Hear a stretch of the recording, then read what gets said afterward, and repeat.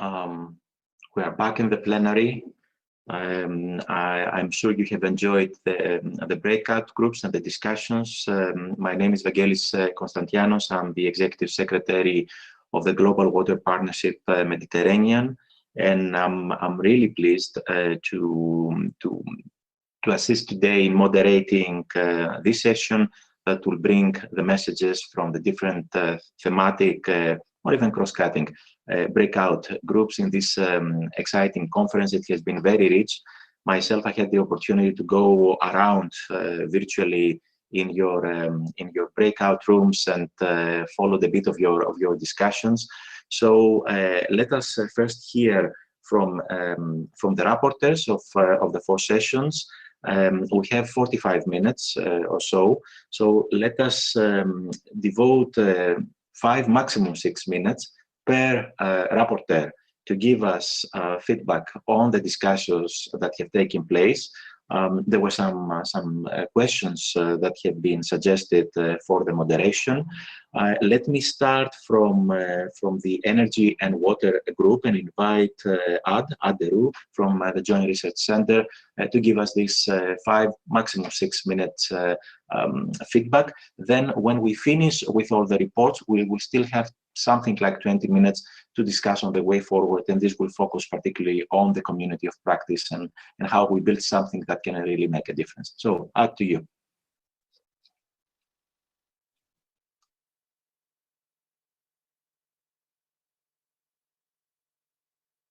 Do you hear me? Yes. Now you hear me. Okay. Yes. So thanks for giving me the floor. So I will try to report on the water energy discussion that we just had in the breakout group that was chaired by Mr. Fadi Komar of the Cyprus Institute. Well, it's obvious that's why we're here. So far, energy issues have been for a long time been studied in silos, and the Nexus is a great opportunity to change that, or is already changing that. There's a couple of items that came to the floor that were mentioned by Mr. Comer, that we need a joint effort for the identification of the challenges of the Nexus. Is that water food? Is that water energy? Or are there others as well? There's also a need to build resilience on water, food and energy on a national and a regional level. And there we should all realize that the southern and the eastern Mediterranean are worse off than the northern Mediterranean. So there are regional differences. Other things that were discussed, that let's say the energy uses for water are quite substantial. And there were the issues mentioned there were groundwater pumping and desalination. And definitely desalination would be a way forward, but it needs to be based on renewable energy. We had quite some interventions of Mr. Mohamed Yoma Safi, who is a long-term expert in the field. He mentioned there's extremely good progress made with desalination. He mentioned that, okay, in the Mediterranean, it's clear, we discussed also a little bit hydropower in the Mediterranean, or at least in the southern and eastern part of the Mediterranean. He said in the Mediterranean, we have a clear source of water, which is the sea, as an alternative source of the water, because rainfall is lacking in many of the Mediterranean areas. He mentioned that the cost of desalination have decreased considerably so that it becomes economically feasible. A remaining issue is the brine and what to do with it instead of dumping it into the sea. I think there also we need some more research, what to do with the brine. Apparently there has been some progress to recover the brine, to even produce energy with the brine. A person from Israel mentioned that there are investigations to use the brine in building material, and there's maybe also other alternative usage for the brine. But I think that is still a research field where we need to find a solution. We came to the issue of using deep groundwater and obviously energy issues with pumping deep groundwater. There is, in any case, a research need to investigate the potential of solar pumping of deep groundwater for irrigation. but obviously there is a sustainability issue. We should really think in the Mediterranean if this is sustainable, and the example was given of the aquifer in northern Africa that is exploited, for example, also by Libya, and some of the experiences there are not very good. So we really need to think on the sustainability issues to find a balance between demands and supply. Like I said, hydropower was also discussed, and it has potential ecological effects. Some delegates were not so much in favor because rainfall is lacking in large parts of the Mediterranean, so they see the sea as a better source of water. Coming to a few generic points, I think there were statements that we need the political will in the Mediterranean countries to face climate and nexus challenges. There is a doubt if decision makers are sufficiently aware of the challenges, and we need to find a way to accelerate resilience building in the Mediterranean. There seems to be a knowledge gap with decision makers that we need to try to work on. So there's a need for increase of capacity building, maybe in the end with some fresh blood with the decision makers as well. But okay, we can't change that. Again, coming back to this capacity building. So that's capacity building is needed with scientists involved. There are ideas to launch an awareness program, or there's a need to launch an awareness program to make decision makers, parliamentarians, aware of the nexus issues in the Mediterranean and shape a resilience community. A good example was presented on by Guillaume Bromberg on the Green Blue Deal, which is a project discussing, let's say, the solar energy production by Jordan, exporting that to Israel and Palestine, and the production of desalinated water by Israel and exporting that to Jordan and Palestine back. So there are dependencies between all of that, but by that the three countries could collaborate on these important issues, and that could actually even help into peace building discussions in that region. Still, it comes back to the existing problem of desalination and what to do with the brine. I think there is still an important issue there, to find good alternative ways of the brine. The Cyprus Institute offered to be a host of a community of practice for the Nexus discussions. They say there is, well, we discussed that there is a need for integrated water, food, energy demand management in the Mediterranean, and the Cyprus Institute is ready to host a physical space for the Nexus community of practice. Also mentioned was the need for a database or a knowledge hub on Nexus issues in the Mediterranean, where everybody could have access to the relevant climate data, the relevant food data, the relevant energy data, and the relevant water data for the Mediterranean. And again, the Cyprus Institute is ready to be involved in there. And then as a last point, yeah, I think that's my last point. There was also mentioned that probably within this community of practice, it might be needed to establish a couple of task forces that are more topic specific, like maybe a water energy task force and a water food task force.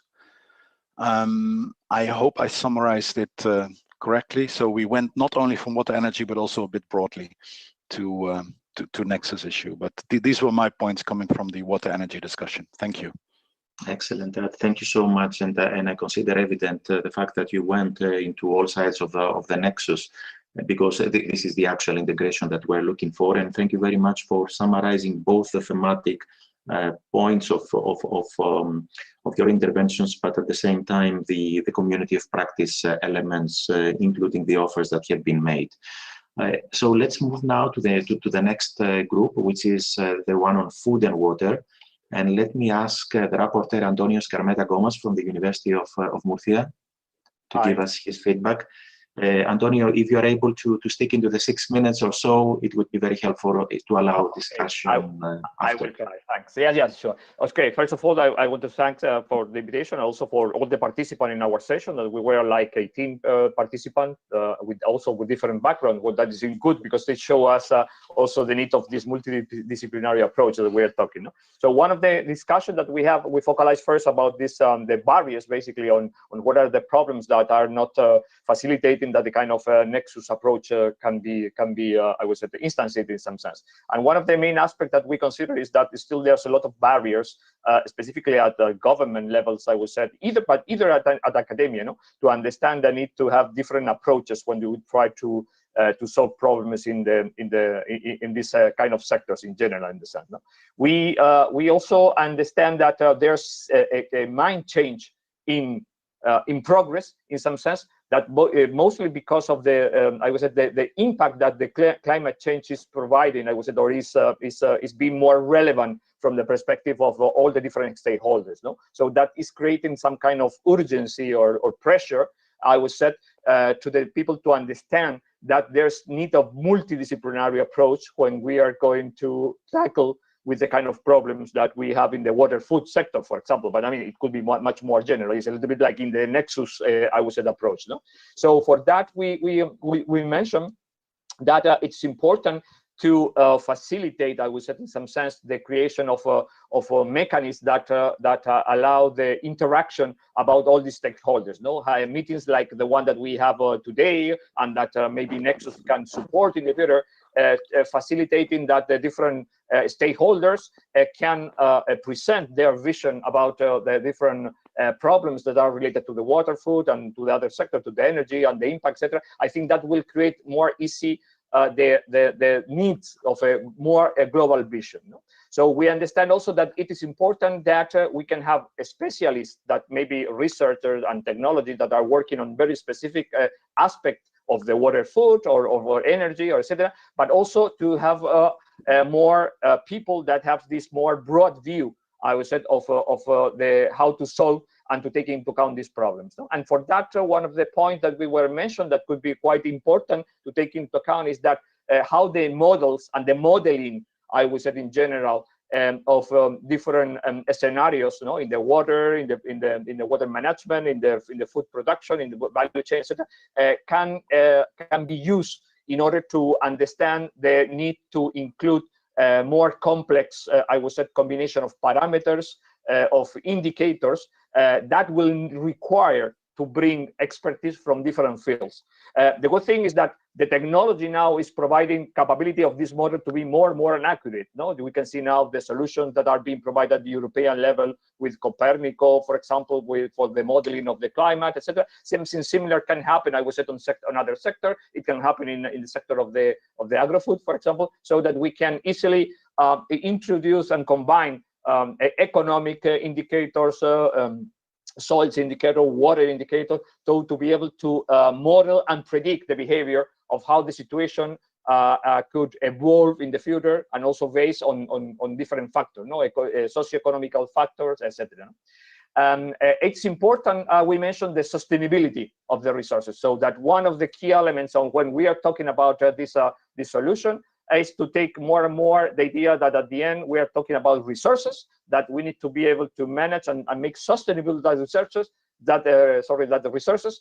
And the important thing that in some case will have complementary vision by different stakeholders. So either in some case there will be different and confronted ideas that need to be put in the table, so that we can really understand, I would say, what the decision making that need to be provided could be more, I would say, taking into account all the different aspects. For that, and as some of the proposal that we are making as part of this activities that Nexus can realize, is that we follow what now is what I understand like a quintuple helix, basically, where we involve all the different stakeholders, not only just, I mean, the typicals that we can think about government and academia and industry, but also the society. In society, for example, it could be the farmers, it could be, I mean, the food producers, could be the other entity, but also the environmental aspect of the problem. So basically, people that are more aware of this, because at the end it's important to understand that now there are conflicting issues, and we need to take decisions with the global vision, and not necessarily with only a small part of the scenario.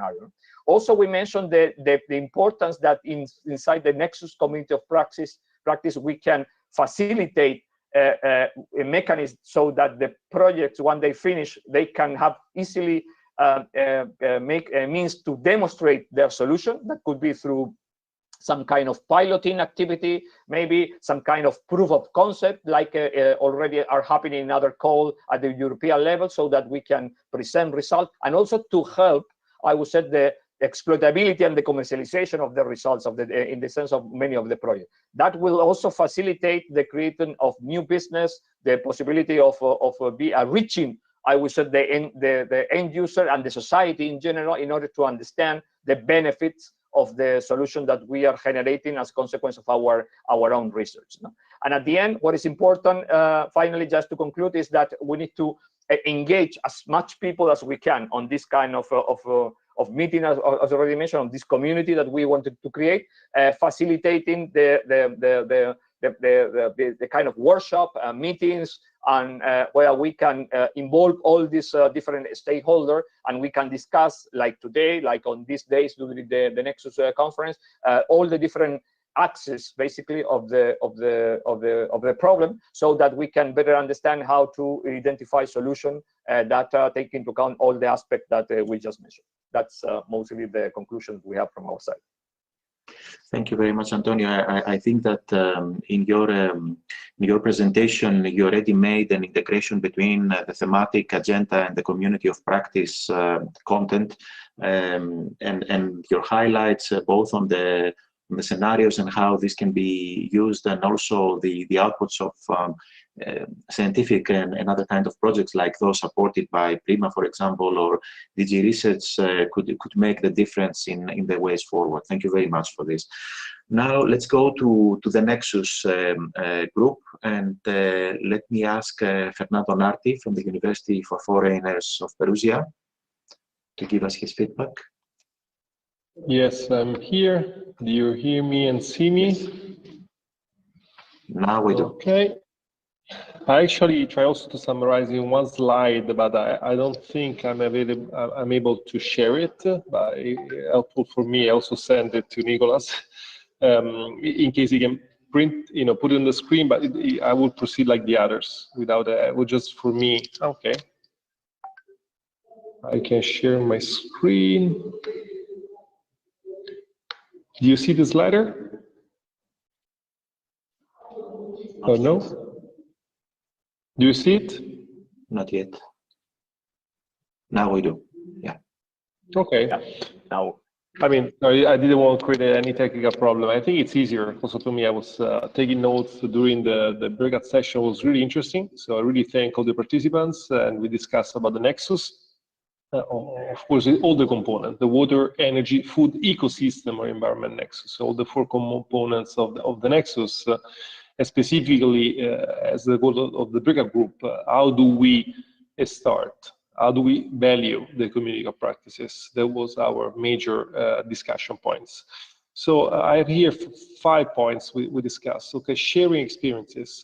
We had colleagues from Israeli that is working along a program interfacing Israel with Europe and the Jersey Center, with a lot of interesting insights, about how it's important to start from regional, embracing the general principle. So the global problem and principle of the WEFE Nexus that is well known in scientific terms, but then when you go on the field, maybe you start regional and then you envision the global principle, or vice versa, from the global problems to the principle. So the community of practices have a pivotal role in these, I may call it interfacing for mainstreaming of the WEFE Nexus, because you have regional problems and a general principle, and vice versa. Sometimes you have general principle, maybe policies also as well, that have been tested in other countries, other regions, and you want to embrace them and apply them for your regional problems. So the community of practice is a really instrumental, important asset for achieving this. Then second point, adaptation and mitigation, climate change. I think all the countries, all the region, not only Europe area, is now having climate change on top of the political, scientific, and professional agendas. So the WEFE Nexus, this was already done in many programs within the PRIMA and other European and international programs.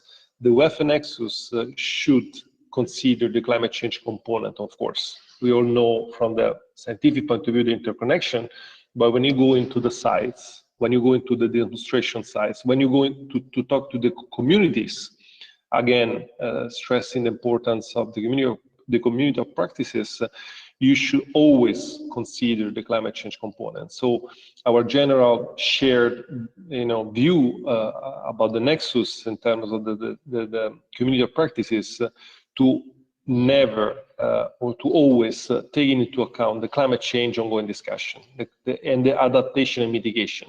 So the adaptation and mitigation strategies that we should embrace, it will be interfacing again with the WEFE Nexus, scientific, again, institutional and professional challenges.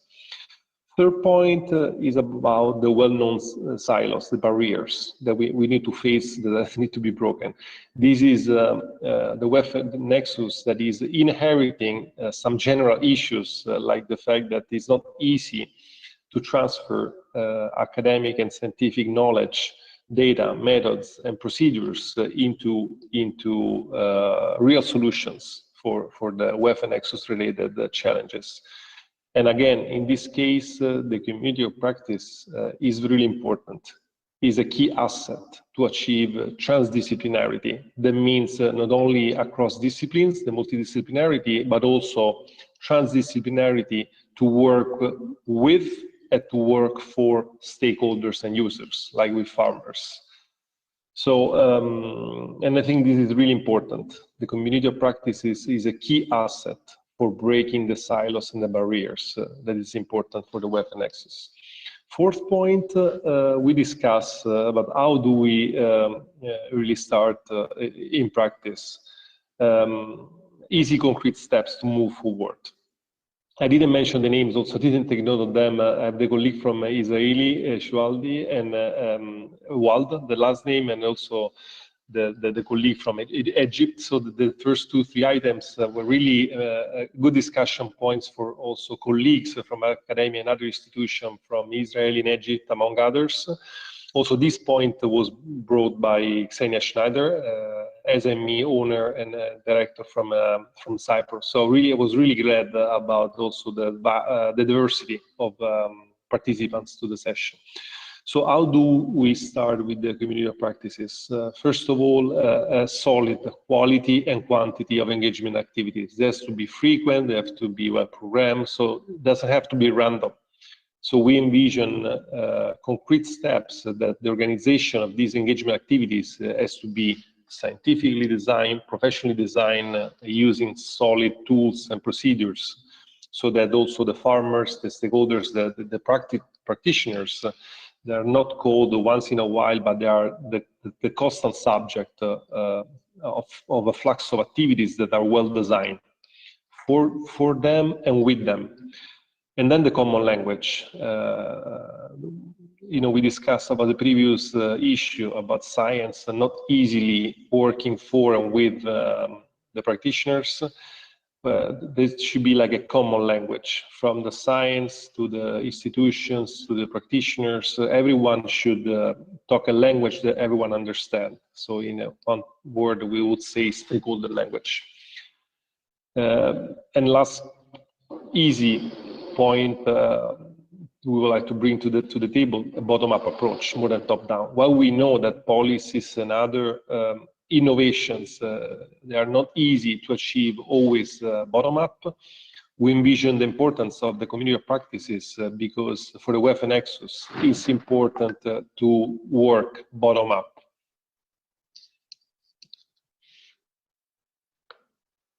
And I think I summarized everything. Thank you. Thank you very much, Fernando, and for getting us into the really practical steps and the ambition that comes out of the discussions in your group, the way you have summarized them, bringing this group that should get together the community of practice really into a big challenge if this is going to work according to the very tangible elements that you have suggested. Let's go to the group of the pilots, and let me turn to Andrea Castelletti from the Polytechnic University of Milan to give us his brief. Andrea, please try to be on the 6 minutes. Yes, thank you. And let me ask Fernando, if you can stop sharing your screen so Andrea can come up on the screen. Thank you very much. Yes, Andrea. I don't have any screen sharing.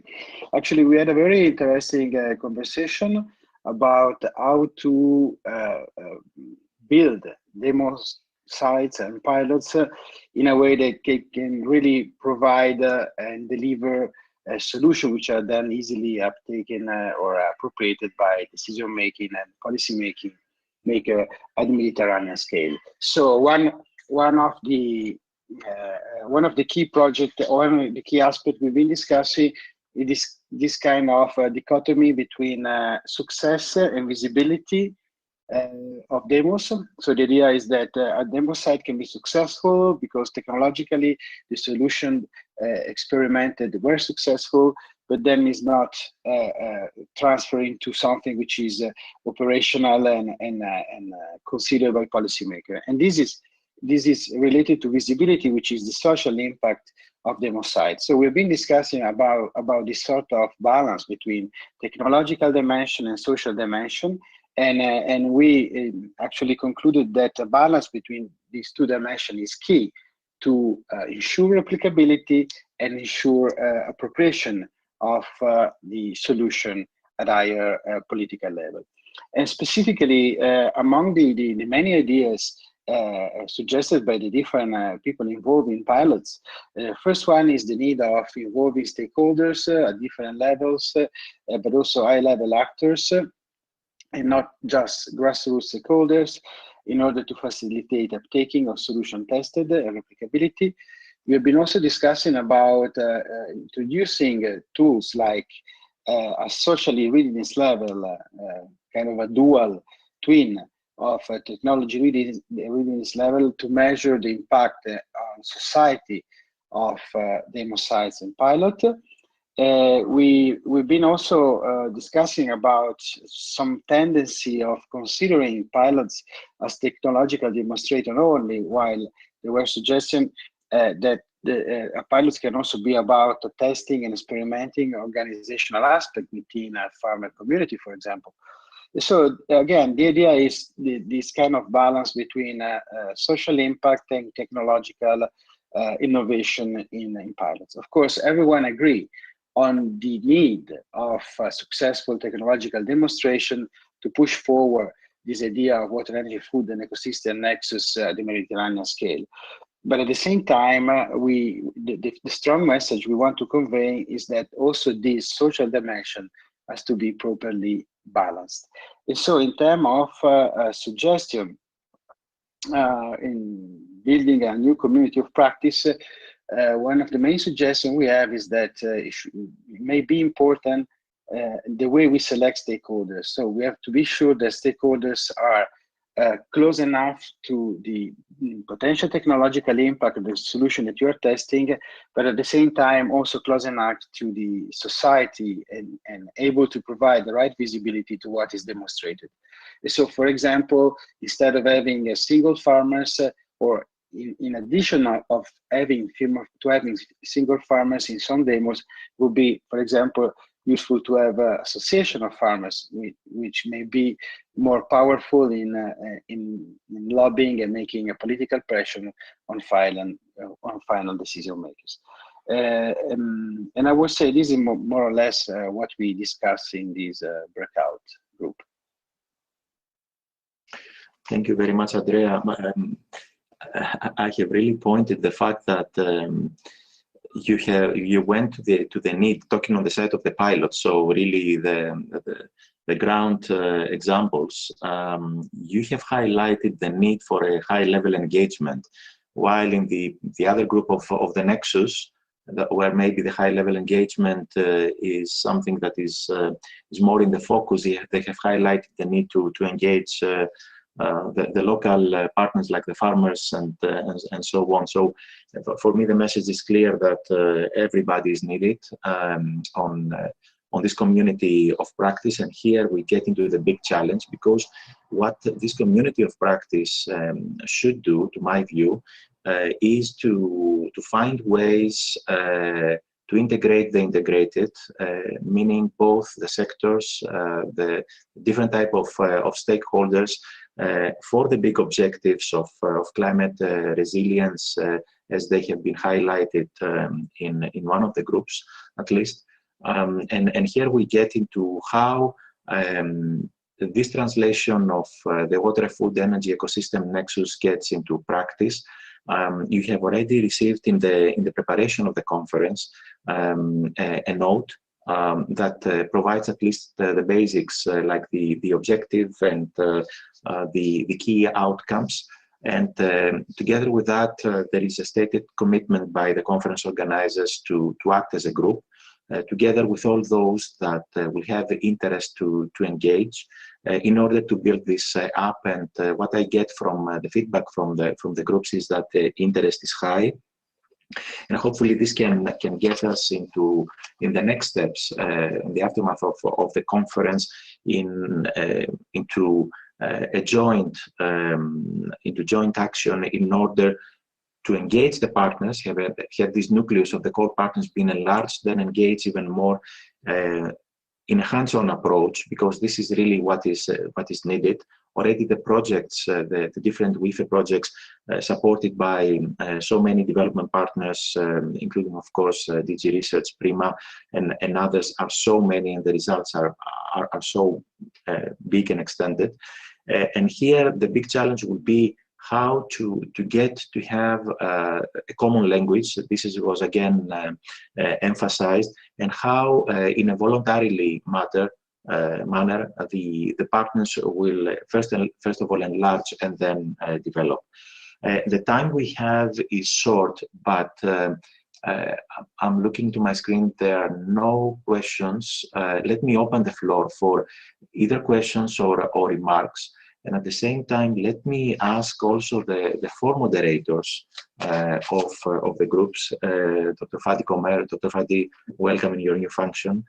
Professor Michael Skoulos, Dr. Maria Brachioli, and Dr. Adriana Brueggemann, if they would like to give us 1 point, because the time is really short, 1 point out of the rich discussions that was already summarized by the rapport. There's something that has stand out for them and they would like to share here, focusing on the community of practice and how we go the next day in bringing that together in a meaningful way.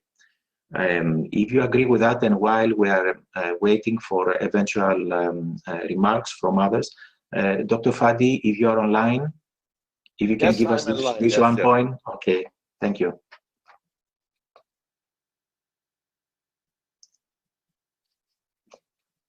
We cannot hear you, Dr. Fadi. Yes, could you, hello, Vangelis, could you please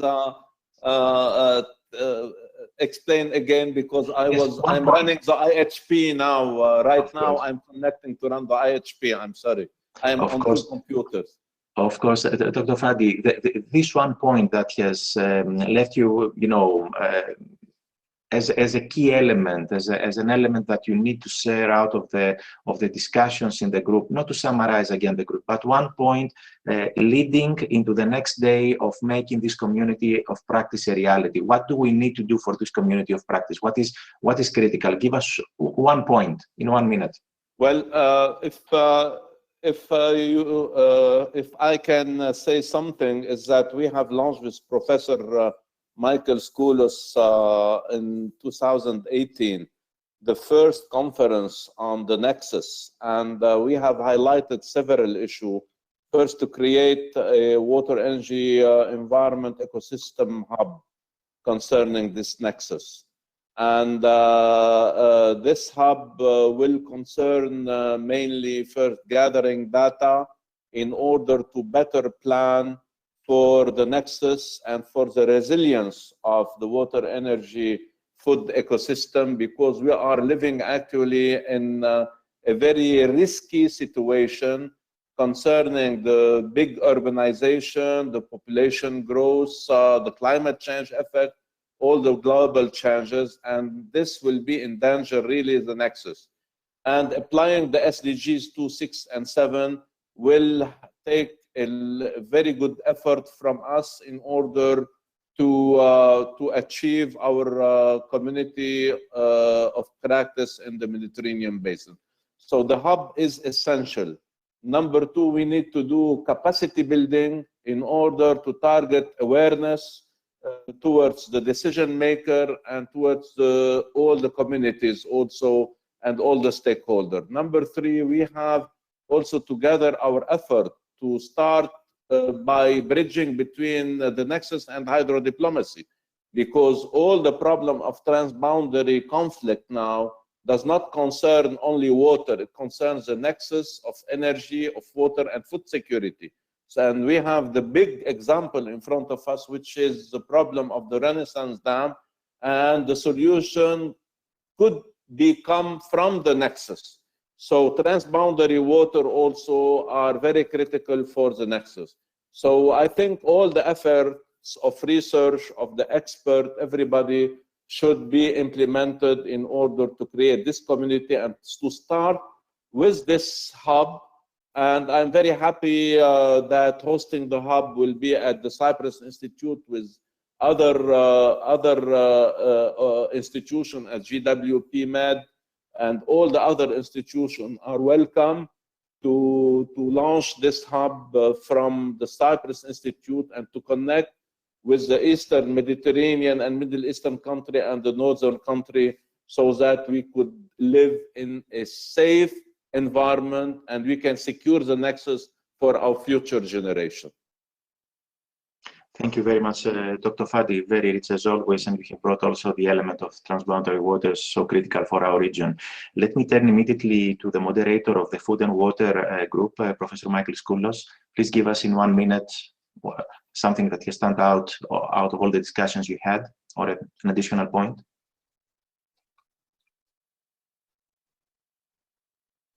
Can you hear me? Yes. Okay, thank you. Fadi Komer already covered one thing. I want to emphasize that in order to build the community of practice, we have to make clear to everybody the fragility of the situation and the connection of the Nexus to the overall security.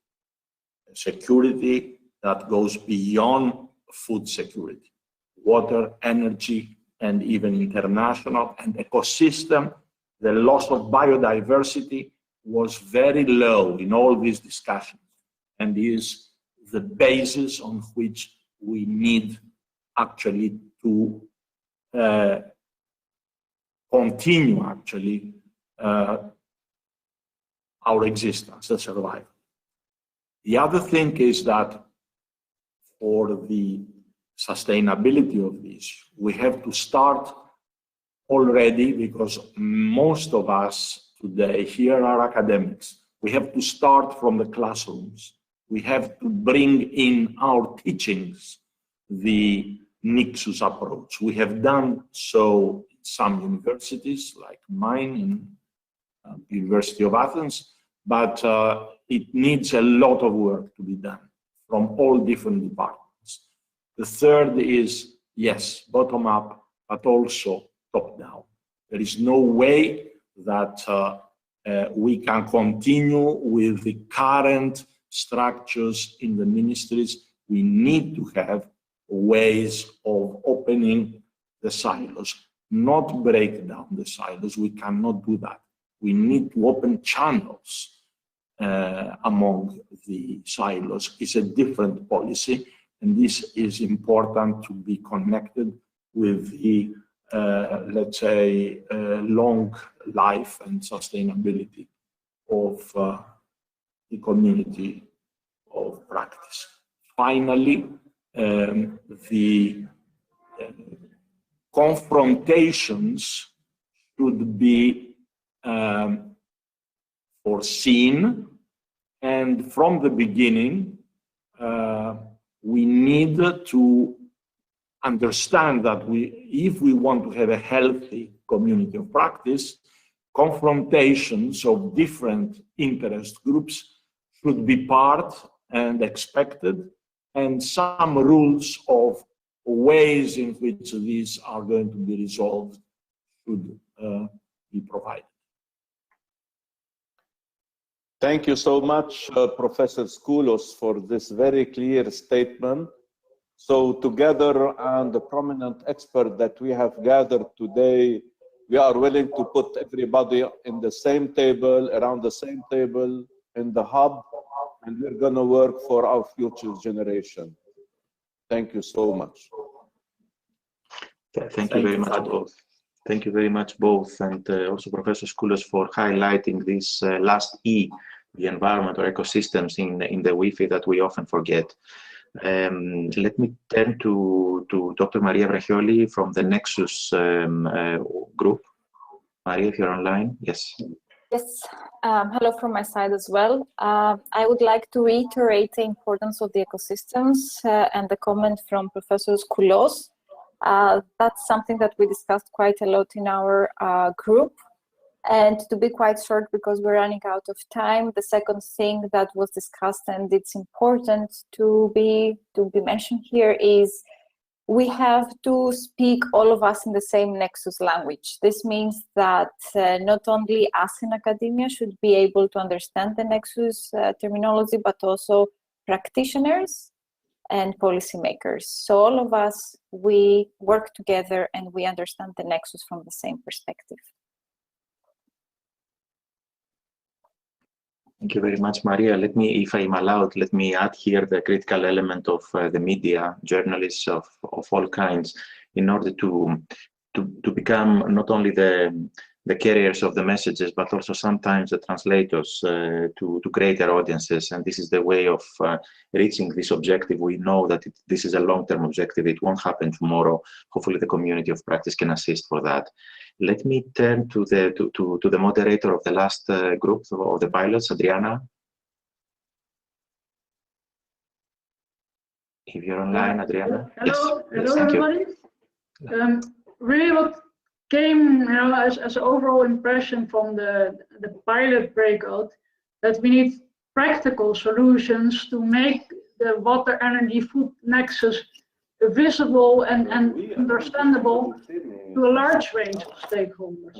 But so we can start with the farmers. If you have solutions for making water more efficient, for using renewable energy sources, for growing food in an efficient way, for preserving ecosystems, then people start to understand where is the nexus and what is the nexus doing. Right? So we really need to have good pilot and demonstration cases to make it clear to people what is the nexus. But I think it's very important, also came up, to consider the economic sustainability, the business models for the solutions which we want to bring under the attention. And a very nice one also, we need to consider the social readiness level. It's not only technical readiness level, right? It's not only high-tech solutions. There are many low-tech solutions, nature-based solutions, but so bringing the social readiness level more to the foreground, make the people consider this, how we can bring these solutions into practice. Thank you very much, Adriana. And this is very much the pilots and their critical role, or the added value they bring in in this community of practice that is in the aim to be built could really make the difference as the test area. And this should be, it was mentioned in one of the groups, beyond the life of the projects, because we all know this critical element of projects finishing and then the sustainability of them not being able to be demonstrated enough. So hopefully the COP can assist on that. I have a comment coming, and I think that it integrates all what has been said, talking about a concerted effort to bring the general public awareness into this agenda is essential. I guess that it links with all your comments on the long-term perspective of such a community of practice or action to get this nexus approach really into practice, including for climate resilience objectives. With that, let me thank you very much. It is the time that we need to close the session. There will be a follow-up by the organizers and all those that are ready to engage in this community of practice. It would be an inclusive process. I'm confident about it. Everybody is needed because everybody needs to be addressed through that.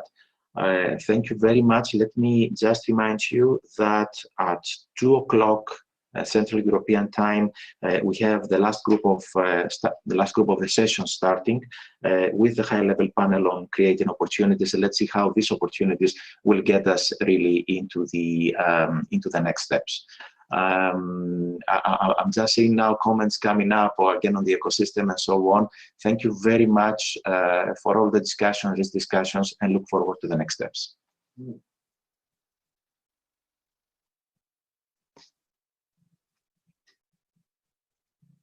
Bye, guys. See you.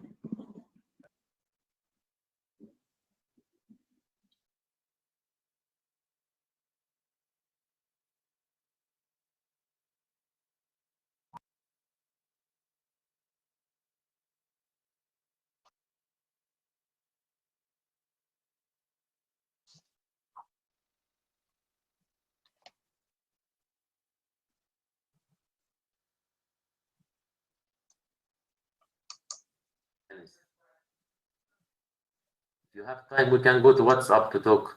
Yes, let's go there. Because this is live stream. I'm trying to see how we live. Okay, get you there. You put stop sharing and that's it.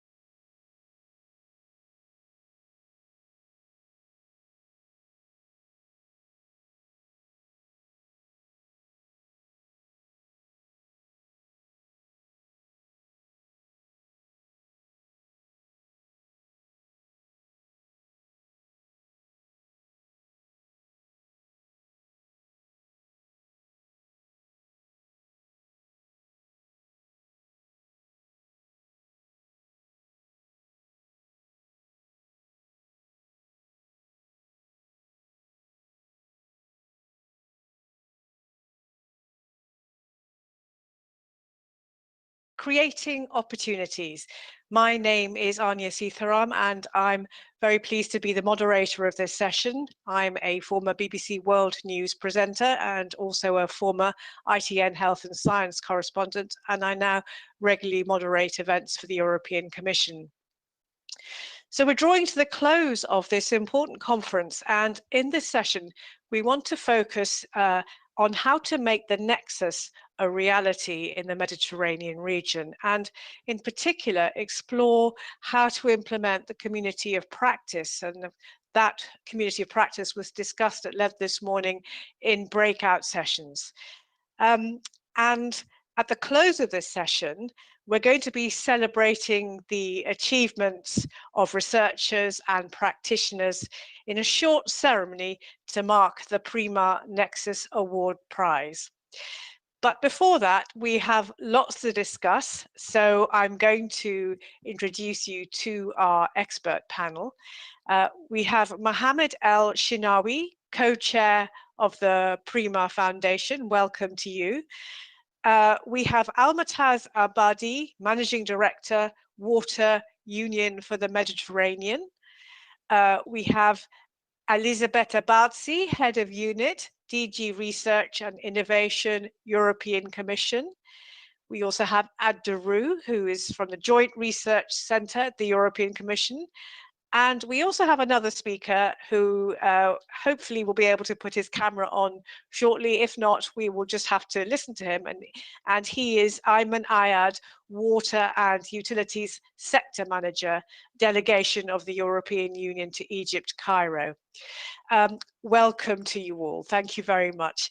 And just a reminder to the audience that we would also welcome your participation and questions. So please do start posting them in the chat. And if you want to share your thoughts and opinions to the wider world, then please, if you do that on Twitter, you can tag WEFE for Med. So I'm going to start with the same question to each of the speakers, and just to gauge, just to kind of move the conversation on a bit, really, from theory, from talk to walk, shall we say. And I'd like to ask each of the speakers, we've had a lot of excellent ideas and best practice for the WEFE Nexus, but what, in your opinion, is the game changer that's going to make the WEFE Nexus a success in the Mediterranean region? So I would like to start with Mohammed El Shinawi.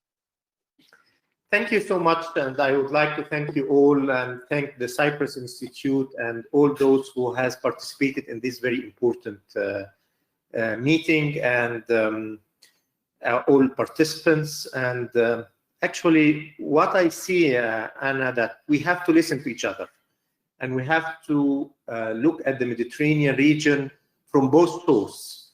And this is very important for us, especially with all the climate changes and the water scarcity that the South Mediterranean countries are suffering from.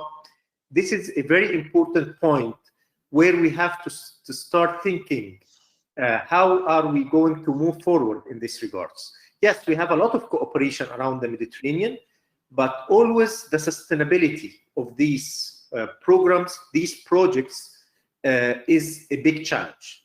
I always see, and thank you for going into the directly to our subject, moving from theory to practice. This is exactly what we want. From my point of view, and I think as a representative of Prima, it's always about how you integrate all the actions you are doing within the systems of the countries that we are operating with and we are working together. Sometimes we start a project and the project is supported by the EU or whatever the funding agency is, but the sustainability of this project stops when the project is over. Why? Because we didn't integrate, or we didn't have the system shared in this project, or we changed the laws accordingly, or we don't have the national component or the local component sustainable. This is one of the areas that I would like to stress on, and I would like to hear more from our panelists in this regards, because we had very successful projects that stopped after the funding is over. That's what we are trying to do in PRIMA, for instance, by changing the national laws so that we have like a common law together. This is number one. Number two, and I will not speak a lot to give other panelists the chance, is the changing of the culture. You are talking about change of the culture, how you can make different areas and different backgrounds to work together, especially when we're talking about the Nexus. You'll find that there are some people are working in water, others working in energy, others working in food. But when you want to integrate them together, you have different backgrounds. So working on this culture and stressing on the interdisciplinary concept is very crucial in this point. I'll stop here and I will continue on the other question. Thank you. Thank you very much. I just wanted to come back to you, though. That is quite an ambitious ask. I mean, I quite understand that you would want to continue a project after funding is finished. So would the expectation be that governments should then fund the project? Actually, thank you. Maybe the government could be involved or find a way of funding. Maybe you can, through the funding, local funding agencies, they look at those who are funded by international bodies. Why not that the national funding bodies in every country looks at a way to continue these projects, or when we are funding any of the projects, if there is a way of sustainability to keep it running and giving resources for this project so that we support this. So we have to find a way that we don't only support the project for 1 or 2 years and then the project is over and we had very good report, but on ground there is no real outcome or sustainability that we were looking forward for. Thank you very much. Almutaz Abadi from the Union for the Mediterranean, do you have any views on that? And what is your idea of a game changer?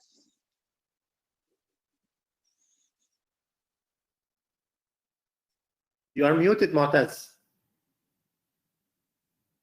I think this is the most common word that all of us has said during this year. Yes, thank you very much. I was not realizing that I am muted because somebody muted me before. But anyhow, thank you very much, Dr. Muhammad Shinawi, for the guiding speech for me, and it make it easy for me to reply to our great Ania. Coming from the Union for the Mediterranean, where we work as a political organization and a proof of concept when it comes to the policy influence and project implementation in the region, and the best practices that we are trying to do, not to do it, just to enhance the socio-economic reality of the Mediterranean region. And considering that I'm coming from the south, where I used to work as an aid coordination for the WEFE also. It was water environment aspects and energy.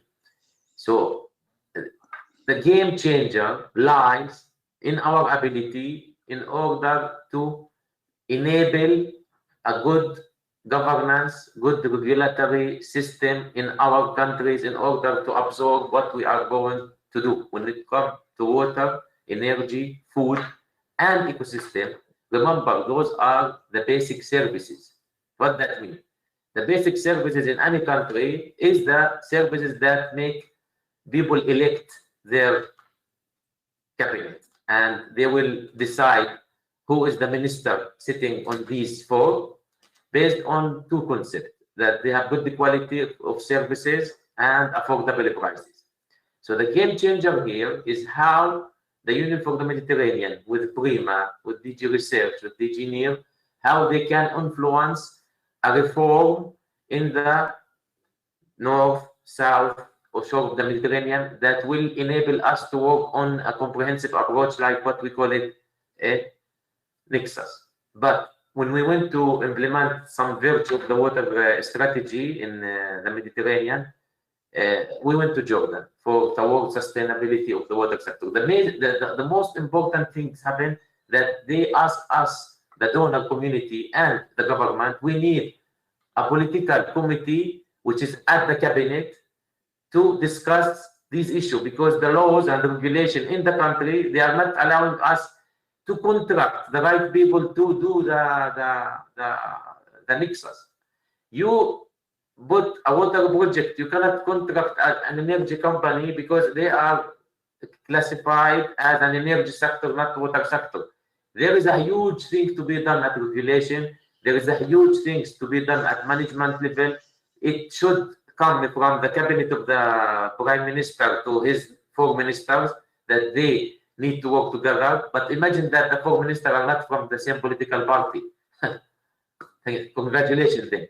So Cyrus is not putting WEFE just like this. We need to start from education. We need to start from also issue related to the regulatory framework, the contractual arrangement. So in case we start this process now, we will not achieve it tomorrow. It is a long and time-consuming process, but we have to do it. We have to start tapping over the regulation governance aspect in order to enable our countries to absorb this Nexus at national level. And also we need to go to those development cooperation agency and to work with them in order to enhance the way that they do the checklist and decide where the project goes. It's not about condition. They themselves also, they have to think about Nexus approach. As an example, if I am talking about the AFD or AIB or whatsoever, IFI or Development Cooperation Agency, they have to plan their program in order to enable the Nexus approach and to make this marriage between water and energy and produce affordable services in these two sectors. While doing so, they are protecting the environment to respond to the climate change. And this can be done also by the checklist that they can introduce that make Nexus relevant. We should start talking about donor cooperation agency that they are putting one of the conditions to give the money, Nexus relevance. Thank you very much. So yeah, so conditions there and also governance, and very ambitious again, because you're talking about influencing political influence at cabinet level, and that's the only way that, shall we say, the message would trickle down. I think that's what you're suggesting.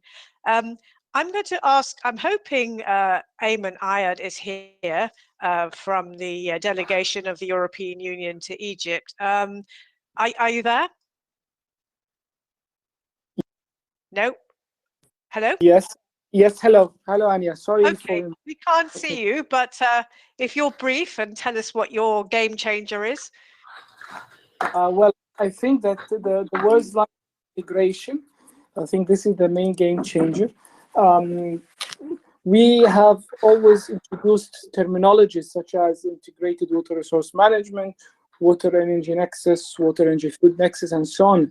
So although they are valid terminologies from the technical side, but on the implementation side, when they are translated into actions, projects, interventions, there are always a misconfusion and different interpretation to what does it really mean on the ground and how to implement this in, let's say, on actual terms, whether on grassroots level or project level, and also later on maybe on a policy level.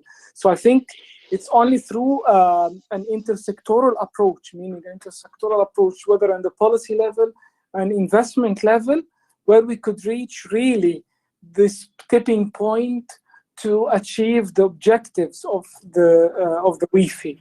I think this has to be based on a trickling down approach. You introduce it you agree on let's say, unified terminologies at the policy level, the national policies. Then you translate it into action plans. Action plans that are translated into integrated investment packages that reflects at the outcome level the main objectives of the concept. And then by introducing this, plus raising awareness on what does it really means on the ground and the roles and responsibilities of the stakeholders, where it could reach the game changer.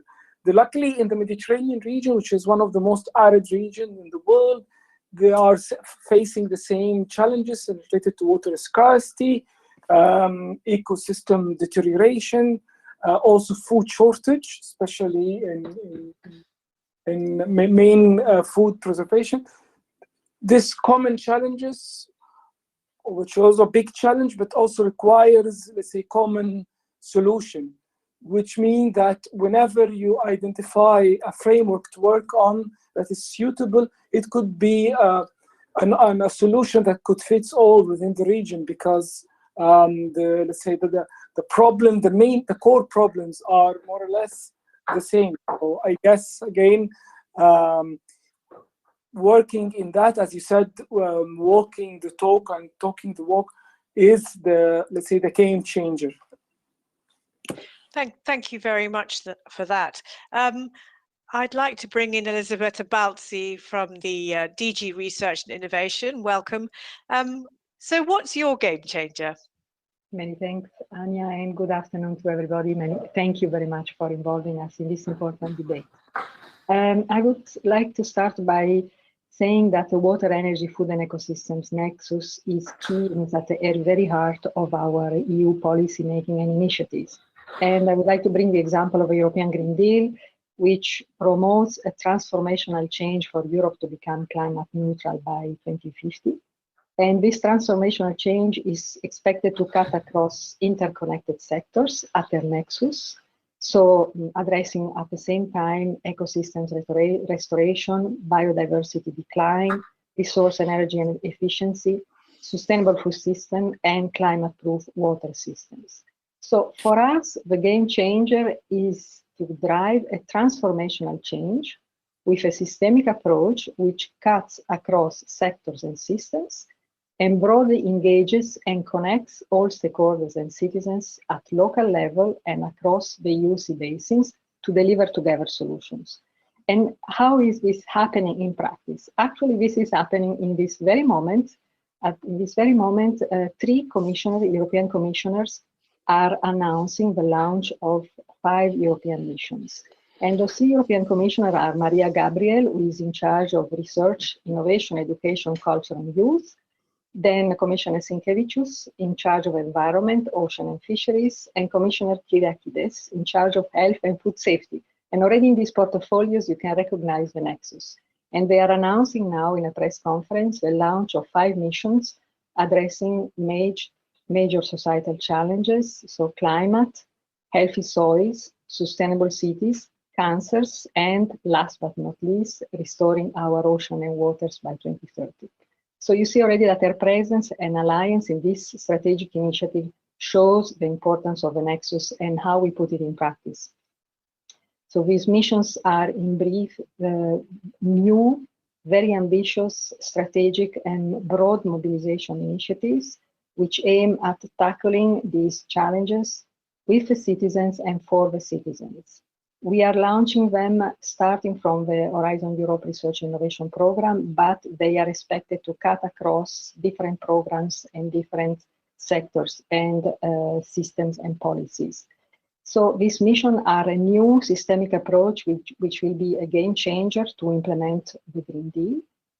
And there is no Green Deal, of course, without a blue transformation. So our mission, Restore Our Ocean and Waters by 2030, will address the ocean and waters as one system. And here again, we see the importance of the nexus.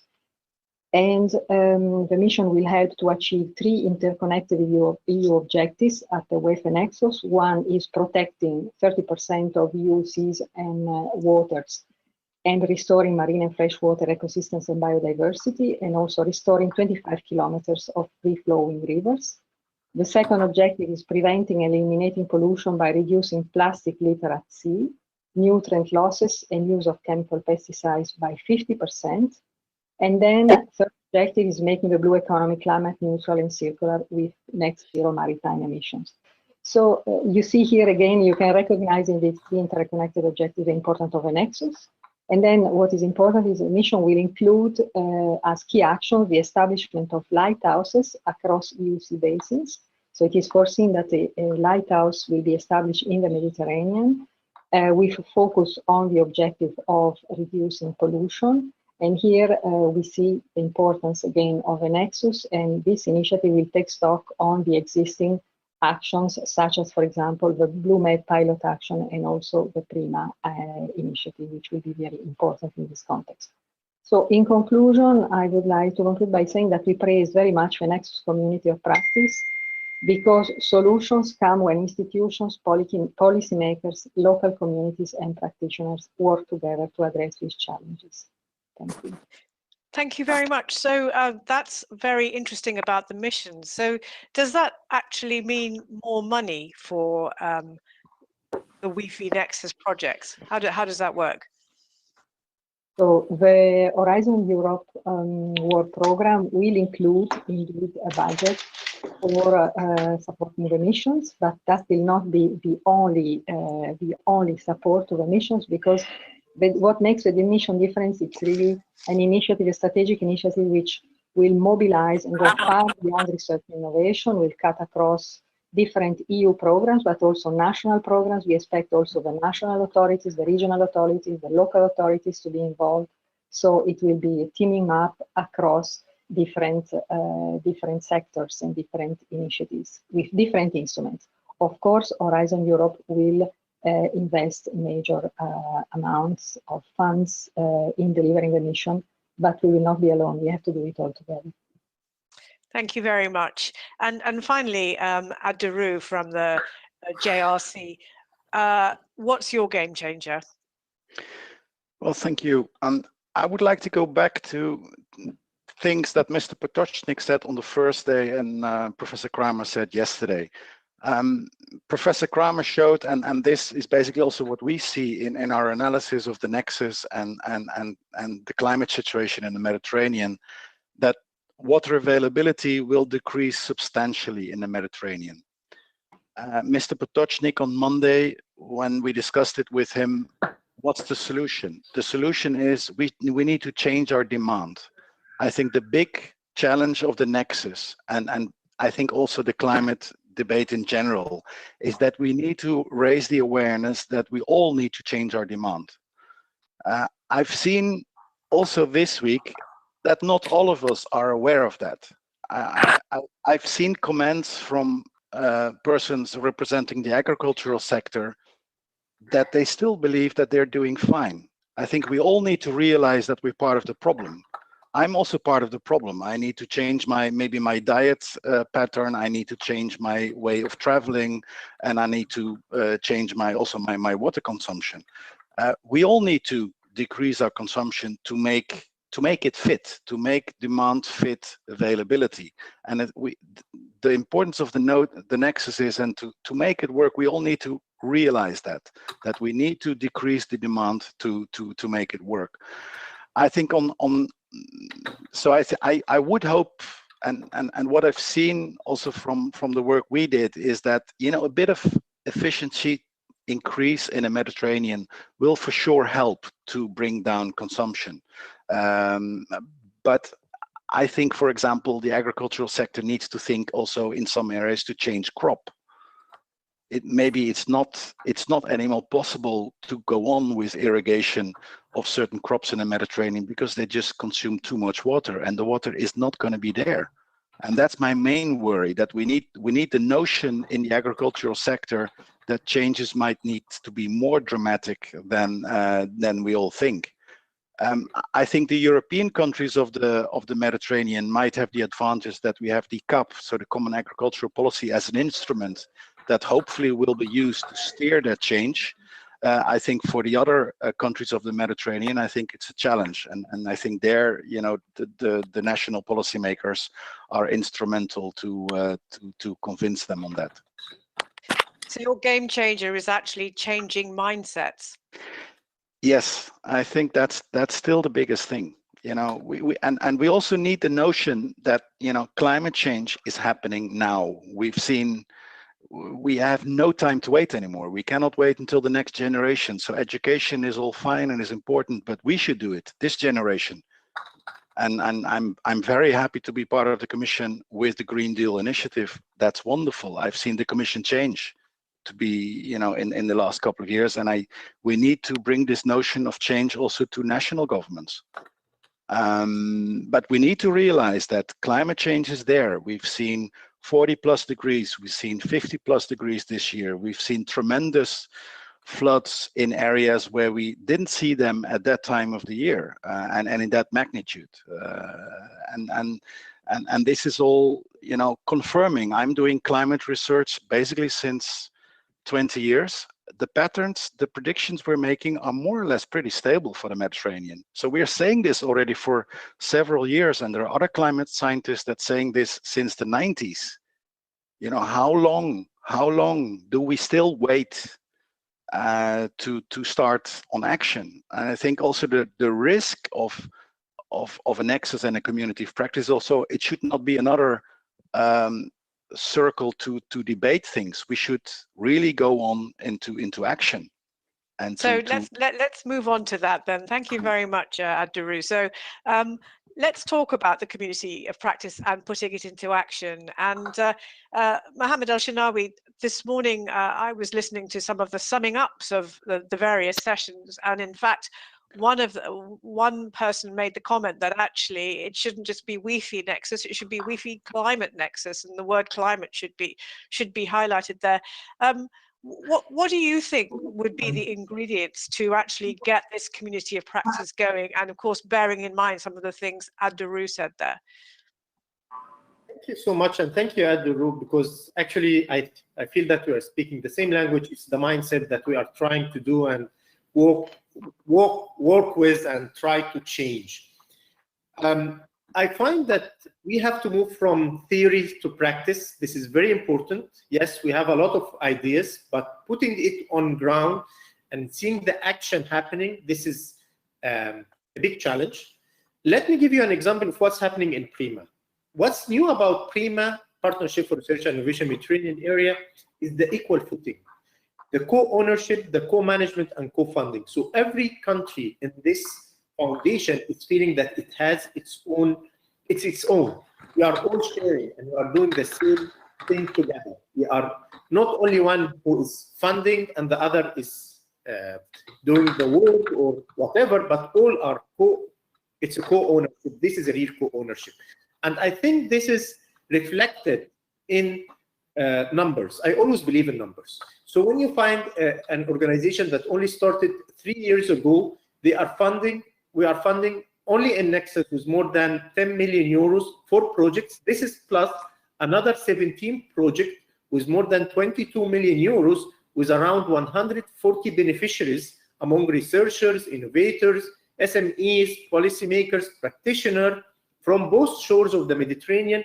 This is moving from theory to practice. And what you are doing, that you are not only looking at specific, sometimes you need to look at a specific problem, but sometimes you have to have an holistic overview. So these projects are working with policy changes, soft path options, with technical and infrastructure measures for a more resilient future. So this is one of the important things, how you can get this action together, and not only working in a separate island. So with other organizations focusing on the Nexus, PRIMA is trying to engage in the development of this community as a unique opportunity to achieve this sustainability in the region through, and I will always, and please let me put 2 lines under this word, interdisciplinary cooperation at local, national, and global scales.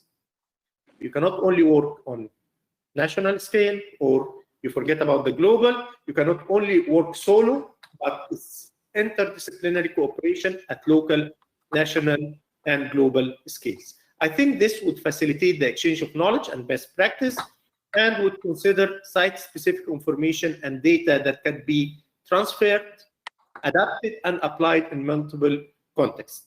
So it's not only theories, but things that could be actually on ground. We have to make our communities feel the importance of research and innovation in their life. Thank you. Thank you. So Almutaz Abadi, so do you think the community of practice could actually address the main problem on the ground there that Abdurrahman has highlighted, that the whole region suffers from water scarcity? How could the community of practice actually be made real and put into practice, but at the same time solve one of the major problems of the region? Thank you very much. Again, as we are facing these multiverses challenges in the Mediterranean in all aspects, I am not expecting that we will have the solution for all these challenges by the first meeting of the community of practices. But to start establishing this community of practice, and considering that this should take the horizontal and vertical approach by engaging all different level of sectorial actors from the four main thematic area, the water, energy, food, ecosystem nexus. And by the way, the climate change is horizontal and transversal always. So without making this nexus with the climate, it is there, because climate change is in over the three sectors, and the ecosystem is the climate change also. Having all those people at this community of practice, and also engaging in the community of practice different level of national level entities. Like, I need to see academia, which is what we do. This is how we design, actually, as an organizing committee, how we design this this program. We need to have gender, we need to have women association, NGO, civil society, and governmental actor. But to start this longer process to cope with these challenges in the water, energy, food, ecosystem nexus that we are facing in the Mediterranean, we need to have a long-term plan, and we need to, what we do in this community of practice, we need to prove it, that it's working.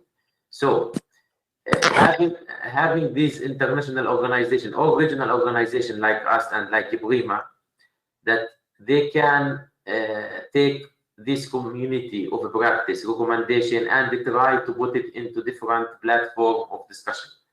I don't want to talk about the Union for the Mediterranean, but you know about it. We have water expert group meeting, we have energy expert group meeting, and also we have the climate change, environment working group, ecosystem aspects. So we can bring the community of practice and give them a place to join these group at different level, and to start a live discussion with those water expert group and other groups, because they are not only coming from the government, they are not only the water director from the both shores of the Mediterranean, they are them, the water director, beside organizations working in the Mediterranean in the subject matter, and donor community, as well as some civil society. So this community of practice, if they want to be successful, they have to be linked with the processes that are really doing something at dialogue, and they should be also connected at national level in order to be influencing on the policy and national development plans. Otherwise, we will produce a lot of ink on paper that this will be a new document that I will refer to in my next research, or I will guide my daughter Celine to look and to put in her study in the school. Thank you. Thanks very much, Almataz. Yes. So I'll bring in Ayad Aman there, and just to ask, does that all sound very top down to you? Should the community of practice be built from the bottom up? Well, I think both. I mean, you need to build communities, the resilience and their connectivity, but still without an umbrella, without a supporting, enabling environment of policies, laws and regulations, finance, investments, the cycle will not work. I mean, especially whenever you have a big, let's say, communities, big country, where regardless of the efforts that are done on the ground, without such enabling environment, there will still be tiny, scattered, let's say, dots or lights that still didn't fill the whole void. So I guess both the two approaches are required by different stakeholders indeed, different mechanisms, but they are interconnected. And I think this is also part of the whole concept of the Nexus. Okay, thank you. Elizabeth Abalsi, we heard from Ad-Daru, the JRC, sounding the alarm there and saying, you know, we are in a real crisis. Do you think this Nexus, WEFE Nexus community practice, these discussions now is really too late? Thank you, Anya. Of course, there is an urgency to act. I want to believe that it's not too late, but there is a need, an urgent need of a systemic change which is required, and we need to coordinate our efforts to carry out, to implement this systemic change together as soon as possible. So what are we doing at the European Commission, at least on research and innovation, which is certainly a strong enabler of change, not sufficient by itself, but a very strong one. We already launched a European Green Deal call already in 2020, so anticipating the urgency and in order to deliver on the European Green Deal objectives. It is indeed a call which cuts across different objectives of the European Green Deal, and also here we recognize the importance of a nexus. And I agree with the observation that the nexus should probably include the climate dimension. Then what we are doing now in the new program, in the new European Research Innovation Program, which has been launched this year, Horizon Europe, we have already published a work program for the first 2 years, 2021 and 2022. We have calls being published for with a budget of over 95 billion euros. At least 35% is dedicated to finding climate action. As I mentioned, an important initiative, new initiative, is emissions, and there is more than 1.9 billion euros dedicated to 5 missions in the first 3 years of the program. So you see there is a very important opportunity to act together through research and innovation across the nexus. So I would say, yes, there is an urgency to act. It's not too late, but we really need to invest all together our efforts, join efforts, and address the challenges together. Thank you very much. Ad-Daru, this is a community of practice question, but it's come in from a member of our audience, from Omar Amawi from Prima.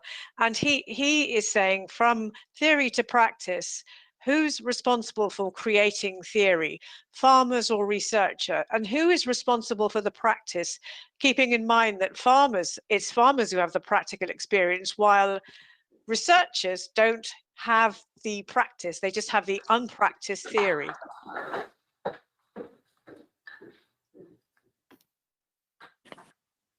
I think you need to switch your microphone on.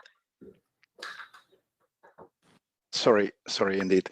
No, that's definitely true. I in an earlier life, before I worked at the Commission, I worked together with an experimental farm. There, as researchers, we worked together with an experimental farm to work on methods to reduce flooding and soil erosion. It's indeed true that farmers have a lot of expertise, and together with farmers, we should aim for solutions. I think the good thing of the community of practice, and also some examples what I've seen this week in this meeting, is to share these experiences of pilot projects that have been done by researchers, and preferably by researchers together with farms. And like I said, experimental farms that exist in several countries would be a perfect place to experiment with technologies of reducing irrigation or using other techniques. I've heard this morning a poster on that kind of work in Spain to reduce the irrigation water needs for specific crops. But the uptake of farmers is going to be difficult. And I think, doing this work together, for example, at experimental farms, would also would facilitate this dialogue with farmers. I have farmers in my family, so I know about agriculture, but it's true, I don't have the personal experience. And sure, we need them. What I noticed this week, however, is that some farmer organization representatives are still on the defensive side. first, we all need to acknowledge that there is a problem. And there is a problem for all of us. You know, I consume too much, I travel too much. And as farmers, I hope they realize they consume too much water, given that there's going to be less. So we first need to all realize that there is a problem, and then for sure, collectively find for a solution. But for sure, we need the farmers on board. Thank you for that. And I'll just, there's another question that's come in from the audience from Dr. Salam Al-Rabadi, and this is to Almataz, and then perhaps Ayman would like to answer afterwards. Logically, it can be said that all possible solutions and options at the level of water issues in the Middle East require a decision and political will, as the issue is not exclusive to the technical side. Hence the question that can be asked, is there a political will to cooperate in the region? Almataz. Thank you very much for this question. Absolutely. And what can be done without having a political will is very limited, unfortunately, in the Mediterranean. But luckily, having you all and the participant listening to somebody who's sitting under this logo, Union for the Mediterranean, this is something that you can say that there is a political will to cooperate. Otherwise, Palestine will not put me here to be responsible about water sector, to work with Elizabeth and with Muhammad and with Ru and with yourself, besides doing that with other member states from Eastern Mediterranean, West Mediterranean, and North Mediterranean.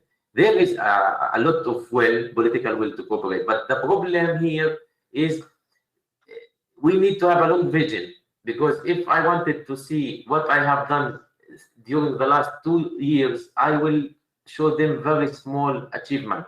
But if I look at them since the establishment of the OPAM Secretariat until now, I will see them good achievement.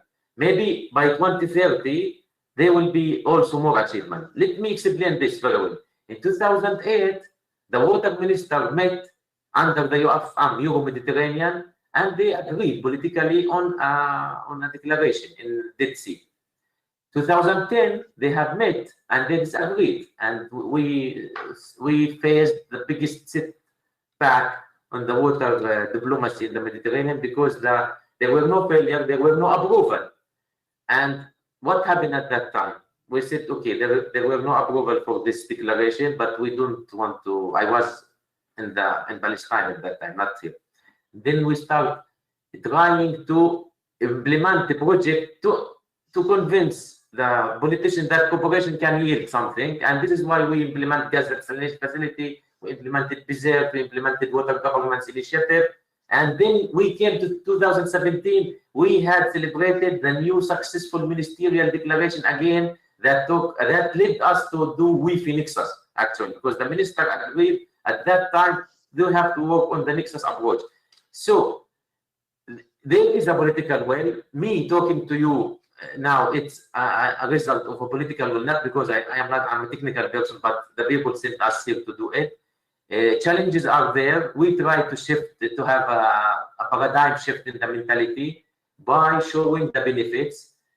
Countries, they were not allowed to share data about water energy because this is national security. Now they are reporting for the SDG 6, SDG, relevant SDG to the WEFE, and they are reporting, giving the information. Why? Because we convinced them officially by proving this practice that when you bring this information around the table with other 42 member states, those are a place where you will highlight opportunities for the French to come to invest, and opportunity to Egyptian to invest in France also, because everybody can invest in his way.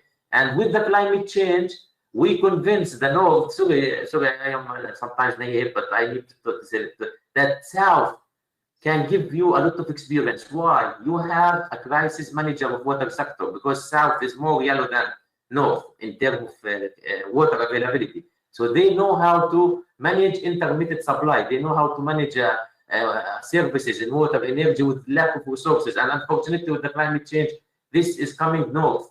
If you look at Google Map, you see that the yellow part start coming to Spain, to Malta, and above. So this approach of exchange of experience, making the benefits of doubt, making the benefits of sharing and sitting with other people, this will absolutely enable us to continue the political will and influencing in the political will. The last point, we organized the investment forum in Cairo last 2019. It was a very big event, and it came an announcement from EIB. Why you are doing all of this investment in the water sector? What changed before? They said what changed, that there were change in governance, there were change in regulation, and there is obvious will from the president of the country and the leadership that we need to invest in this sector. So they posed a lot of investment, and you saw last week Egypt inaugurated the biggest water treatment because of political will from the leader of the country that enable EIB to work by changing some laws and regulations. So I promise the guy that we will do more political influence on this. Thank you. Okay, so you're sounding reasonably optimistic there. I'm just going to very briefly ask Ayman to comment on that from your perspective, and then we've about 10 minutes left just to let you all know. So we'll just have one more final round of questions after Ayman comes in. Ayman, is there enough political will? Well, of course, it differs from one country to another, but in principle, I guess so. I mean, it's all about finding the champion. For example, back to what Mu'taz said in Egypt, once you manage to find the champion in the presence of the president or the water minister who are interested and understand the concept, you manage to implement the concept in actual programs, like what happened in Bahr al-Bar, or for example the EU-funded project Kitchener Drain, where for the first time we invested together with the EIB and EBRD 500 million euros to introduce an integrated investment packages covering wastewater treatment, canal rehabilitation, irrigation modernization, and solid waste management. So that's in practice what it does. Could the WEFE Nexus means. And for that, when you introduce such investments and then you work on the enabling environment laws, policies, and regulation, you have a practical case to show to the practitioners on the field what does the concept mean, and then there is an understanding of the benefits, direct and indirect benefits, and then of course the concept by itself could organically grow. Thanks. Okay, so you're talking about the concept there of the WEFE Nexus, which brings me beautifully to my next question to Mohammed Al-Shinawi. So how do we mainstream WEFE Nexus? And we've talked about scientists, we've talked about politicians, we've talked about decision makers, we've talked about farmers, but what about all the other consumers? How does that kind of mentality and thinking, the whole idea that all this is so interconnected, reach the ordinary person as well? Thank you. This is exactly what we want to do, mindset and culture change. We have to use all the tools that we have. We have to be within the normal person, within his reach. You always find we have to use all the available resources that we have. All the people are using their cell phones now. On the social media, we have to use the social media. We have to talk their language. We have to approach them through the social media. We have to approach them. We have to teach the new generation through the education. This has to be integrated in the education of our kids. They have to understand the importance of what we are talking about. This is how we approach people. We have to make it much more easier for them to understand. And at the same time, they have to be our advocate, to understand the importance of what we are doing. How important is what the European Union is doing in investing in Horizon Europe and investing in research and innovation? Why do Egypt pay hundreds of millions of dollars in research and innovation? The normal people has to understand this. We have to make the concept for them much more easier. And at the same time, we have to see the effect on their life. Thank you, Mu'taz, for mentioning what had Egypt yesterday was opening. This will be reflected on the normal person life. In short, all people now are having their cell phones, most of their times on social media. Let's use the tools that we have in our hands to advocate our ideas and what we want for the benefit of the Mediterranean region. Thank you. Thank you. And I'm just going to go around the room and ask the other speakers just to give us one point to take away. We have about 30 seconds each. So Elizabeth Abalsi, what would you like people watching this to go away and think and do? I would like to call everybody for getting involved and driving all together the transformation. Lovely, lovely and succinct there. Abduroo. I come back to my point on climate. Please take it all seriously, climate change, and let's help reduce the emissions and adapt to the inevitable. But there we can embrace already what we know from the Nexus. We've seen already good work in the Nexus projects of Prima and other Nexus projects. We know already how we can adapt a little. So let's start do that. Thank you very much, Almataz. I don't want, I feel like I talk a lot, so I will. It's okay. You've got about 1 minute. I just wanted to tell everybody that maybe I am optimistic, but I am optimistic because we have advanced really a lot of things from bottlenecks. Okay, I was with my great friend Miguel from Ministry of Foreign Affairs, Spain. We led this process of ministerial after he joined us, and it was not easy. It's something that we need to always have hope for the future and try to work by coupling research innovation with traditional acts. Farmer, they have a lot of traditional technique that we need to do it now. And this is how we can engage them, not only show them. We want them to show us how is to bring a community of practice that bring the traditional practices that brought all our knowledge from pharaohs until now, and also to bring the researcher who's working with our great Elizabeth Palsy in order to give us innovative approach for the future. Thank you. Thank you. And finally, Ayman. Well, there's nothing much to add, except I think, first of all, we need to create a platform. There are lots of good ideas, lots of connected success stories in countries on successful implementation on the ground. So let's collect this information and disseminate it to all interested stakeholders. Create communication channels between peers to learn, to understand, and to localize the definition and to find solutions, common solutions for their common problems. Also, let's find real cases implementation, integrated investment with concept. It has to be in an integrated way, putting the money where your mouth is, putting investments where the mouth is. And also, finally, again, standardization of principles. It's not only about dissemination of the principle or the concept itself, but also to find an agreeable common understanding for it at the different level and the responsibilities of each segment of each stakeholder to achieve common objectives, and to find a champion at each stage to push and take it further for completion. Thank you. Thank you. So a champion and a platform, two concrete proposals there. And finally, Mohammed Al-Shinawi, 30 seconds just to give us one thing to take away. Invest in our new generation. Consider climate change. Research and innovation is our way for improvement and cooperation and listening to each other. Thank you very much. Thank you. So I'd like to thank all of our panelists there for really thoughtful contributions. I'm putting you on the spot there to come up with practical solutions there to take this community of practice forward. So I wish you every success with that. And there's a lot of work to be getting on with there. So we're going to close this bit of the panel discussion now.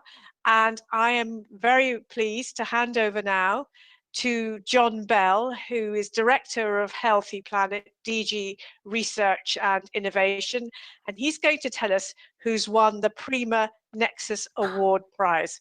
John Bell. Thank you very much, Anya. I hope you can hear me.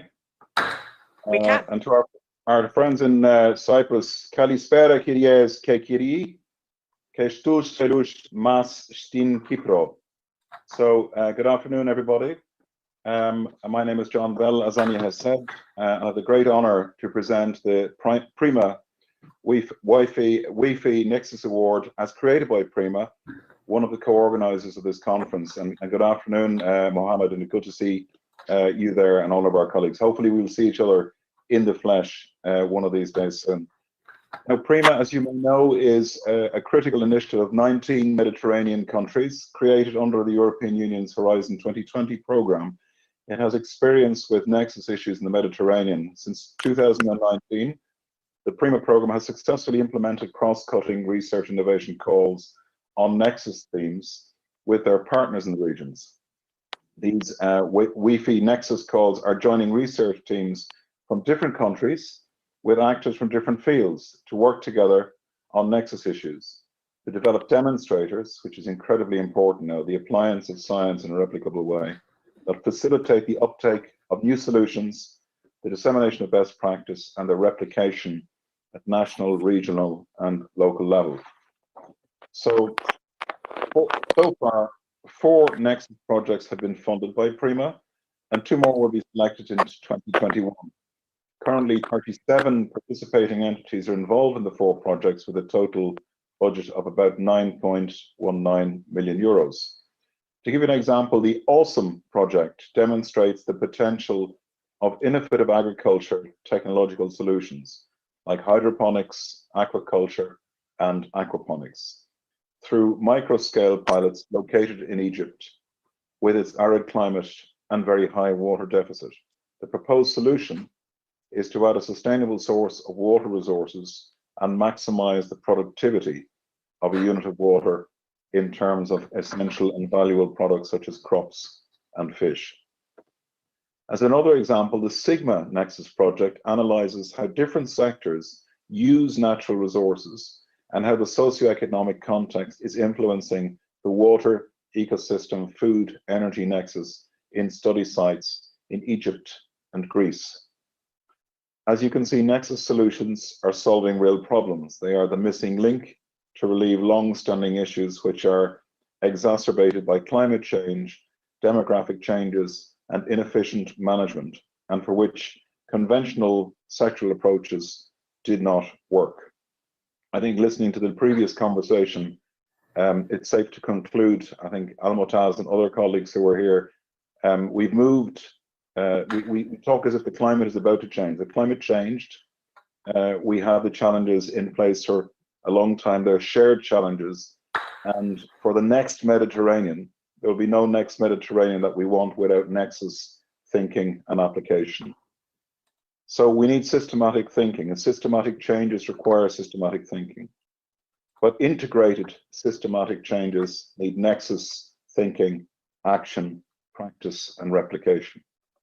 So applied systematically, the Nexus approach will enable the transition to a green economy, to the next Mediterranean, which is what we want for all of our citizens, our economy, and our ecology, and to work towards fulfilling the Sustainable Development Goals. The Sustainable Development Goals are not abstract ideas. They're the place that we should all be living by the end of the decade.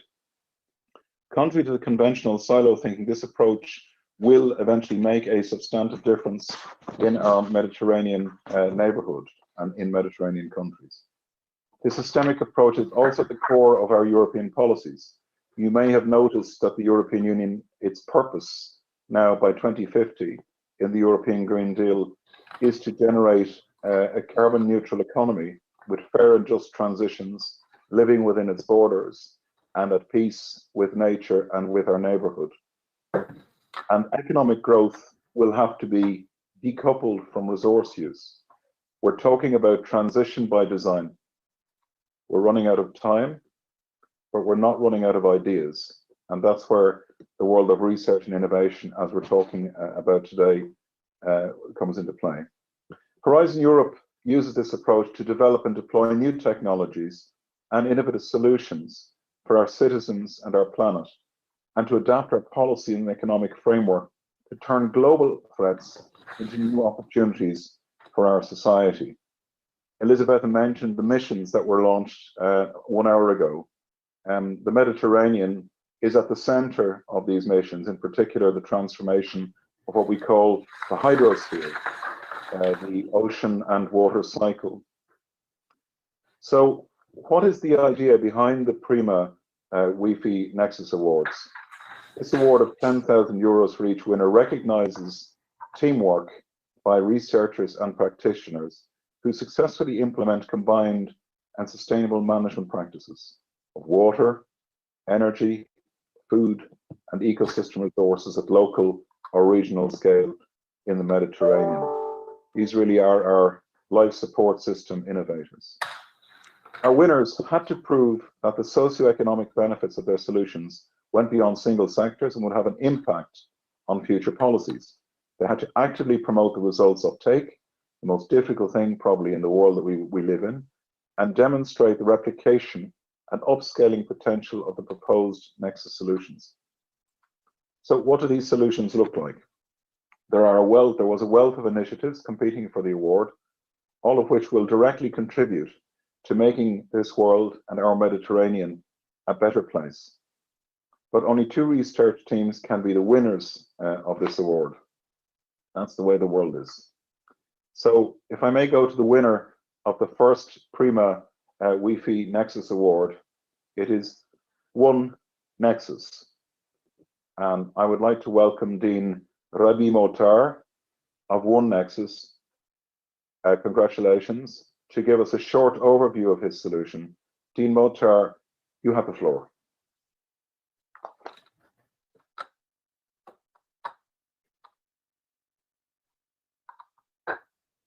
Thank you so much. This is very humbling. Dear Mr. Bell, Director of Healthy Planet, DG Research and Innovation at the European Commission, the PRIMA leadership team, friends and colleagues. Good morning, good afternoon. I'm humbled by this recognition, and I wish to thank the visionary PRIMA leadership for such recognition of the WEFE Nexus science. This system approach is vital to the sustainability of our primary resources. The water energy food nexus emerged out of the need to better manage these primary resources. Its impact and potential are yet to be fully seen. Thanks also to the leadership of PRIMA, as Mr. Bell mentioned, and the EC for fostering transferability and scalability of this paradigm in technology, innovation, policy, and change in behavior and actions. PRIMA, as you all know, as mentioned by Mr. Bell, has allocated some of their funds for these systems approach and their large-scale deployment. One Nexus journey is not a typical academic discipline. It emerges from the need of the policy and private sector circles. The first publication appeared at the World Economic Forum, Water Security publication in Davos in 2011.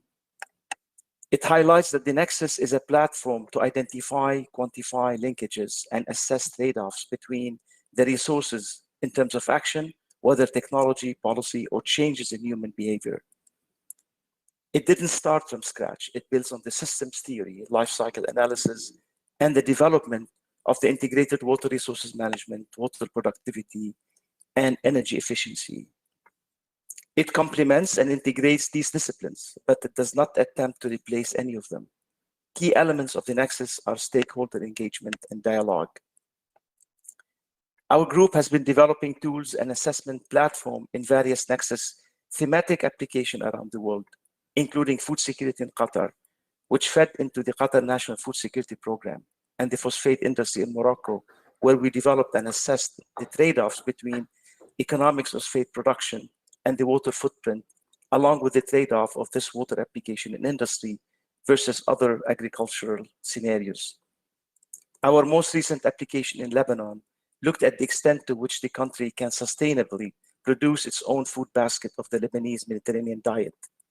This has been discussed and presented to various stakeholders, including national stakeholders in Lebanon, and will guide them in managing land allocation and mapping for the future. Several applications in Texas looked into the development of a robust, comprehensive, bridging the gap using a holistic system approach and looking also in developing a sustainable energy planning for the state of Texas. one that combines current oil and gas with other renewable resources. I will close with a call for action, and I join my colleagues in the session previous that for added synergy between the science community, the public sector, and the private sector, and civil society, all of whom must work together under this inclusive system of systems thinking to provide more sustainable future. Thanks to the WEFE Nexus team at AUB and at Texas A&M University for making all of this possible. I'll now invite you to watch a short video describing our One Nexus journey. Thank you very much.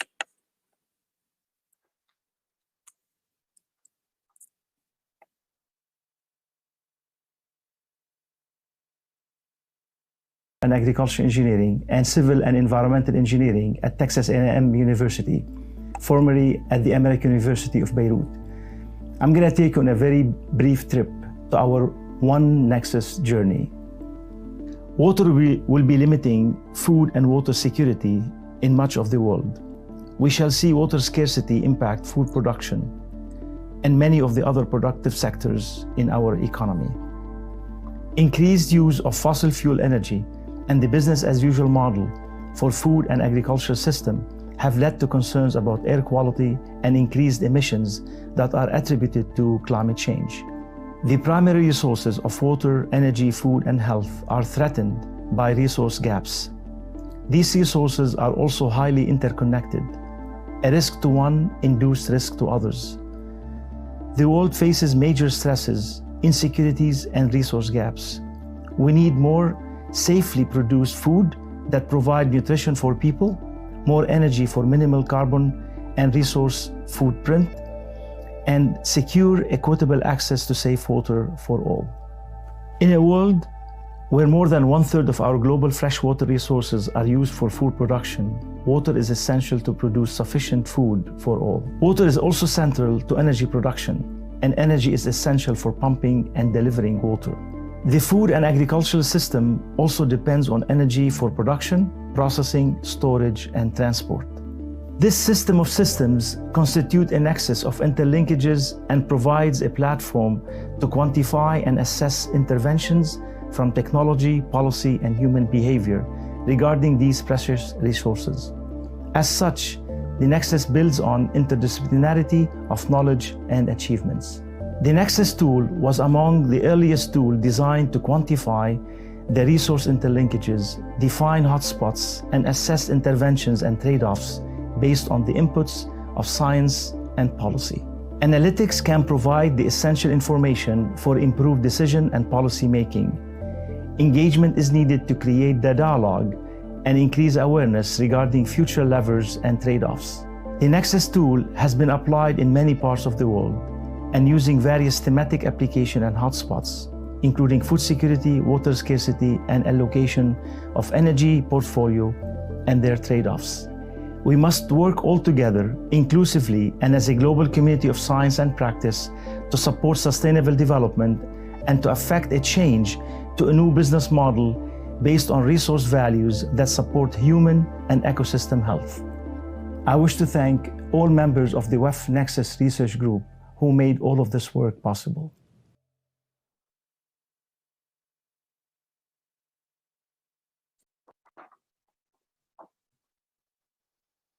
Thank you very much, Dean Motar. And now we will move on to our second laureate. The second winner of the Prima WEFE Nexus Award is Hydrusa. Congratulations. I would like to welcome Dr. Simos Malamis of the winning team to give us a short overview of your solution. Dr. Malamis, you have the floor. Congratulations. Thank you, dear director, dear Prima leadership. We are delighted and honored within the whole consortium to receive this prestigious award. Hydrusa is a Horizon 2020 Innovation Action EU-funded project which focuses in remote water-scarce areas in the Mediterranean. We adopted a decentralized approach in water management, implementing solutions suitable for small communities that have an added value for the local community.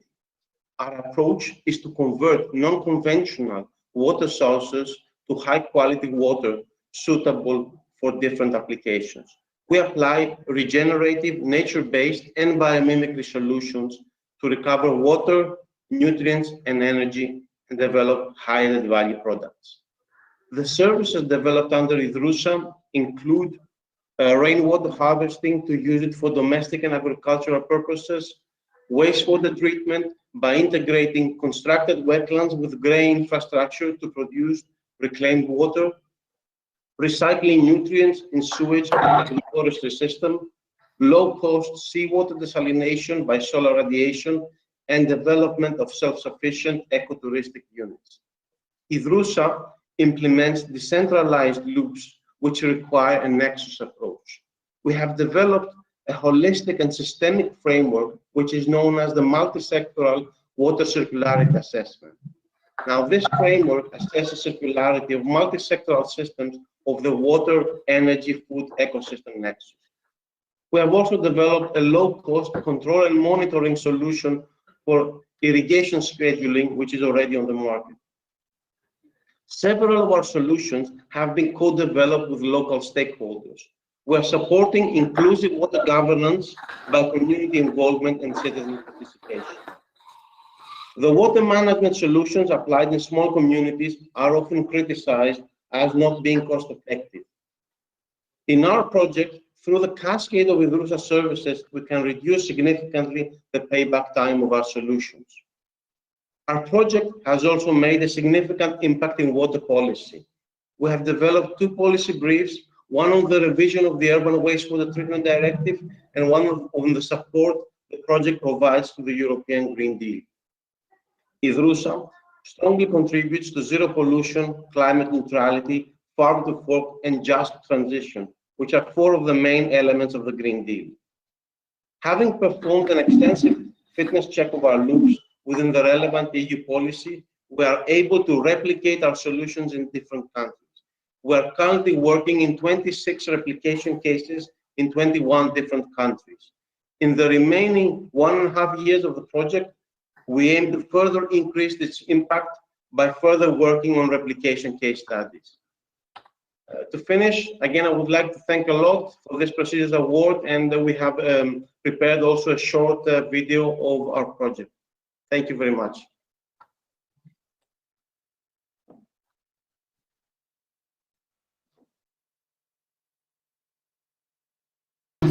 One of the hottest summers this island has ever seen. But wait, there is an oasis ahead. How is this possible? Let's see where it all started back in 2018 with IDRUSA, an innovation action project funded by the European Union with the ambition to create regenerative and nature-based water solutions. We are a constellation of international partners consisting of universities, research institutions, companies, NGOs, water utilities and municipalities, and we are on a mission. Let's think for a moment. The Mediterranean region faces significant challenges: dry zones, places with high touristic activity during the summer, problematic farming practices, wasted water resources. In IDRUSA, we revolutionize the water value chain by closing the loops, and the revolution is circular. We use a combination of techniques, both traditional like local crops and natural irrigation systems, and modern like ICT technology and online monitoring, mixed with biomimicry technologies, nature-inspired innovations. The journey of IDRUSA has already started in 3 Mediterranean islands. All our systems are circular, creating holistic regenerative solutions that can be customized and integrated to local needs. This is our journey for now, but 26 more islands and coastal areas are about to follow, from France and Egypt to Mexico and Australia. We are a community of water allies. We are closing water circles, and we come with solutions. Join the circle.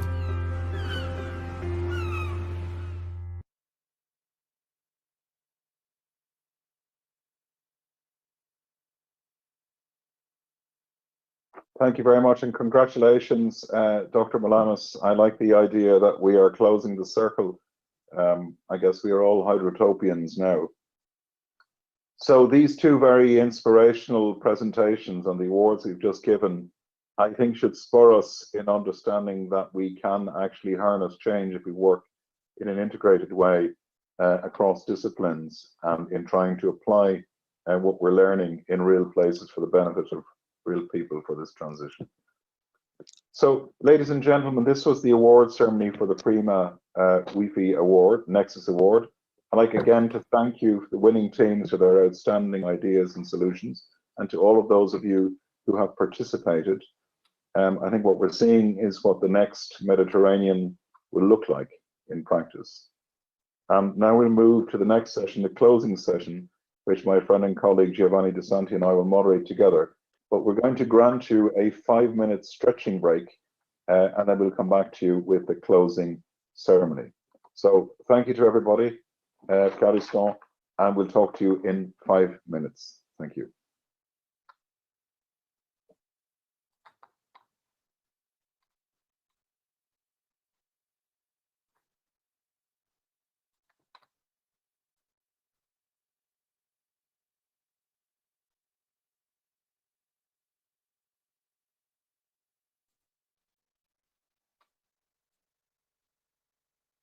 year in قريبة هذه هي الوحيدة الصعيبة في كل استنى هي بصح هذه اللي بريز امبورطونت ما لازمش نغلطوا فيها.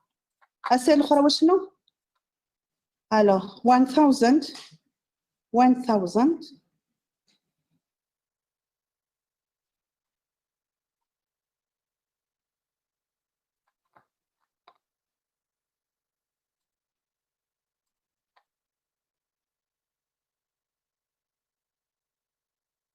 Good morning.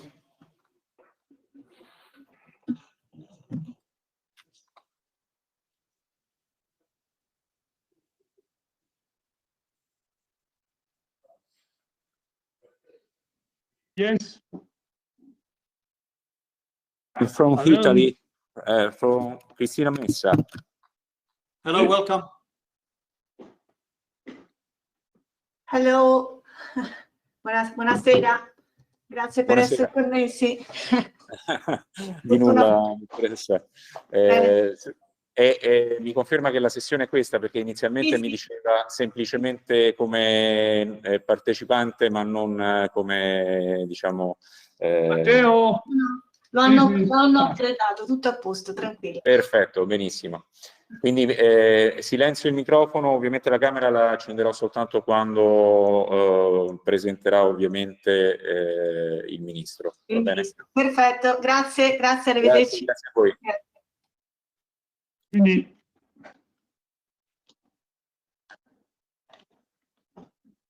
pronto?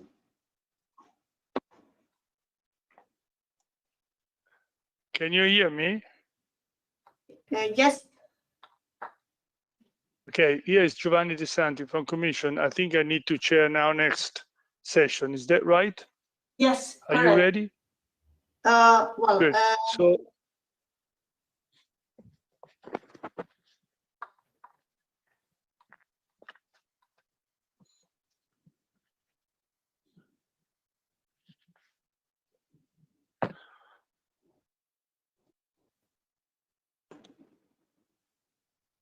Matteo, non andare via per cortesia, perché adesso è il momento che devo partire io. Please. Sì, l'ho fatto io. Adesso qui c'è.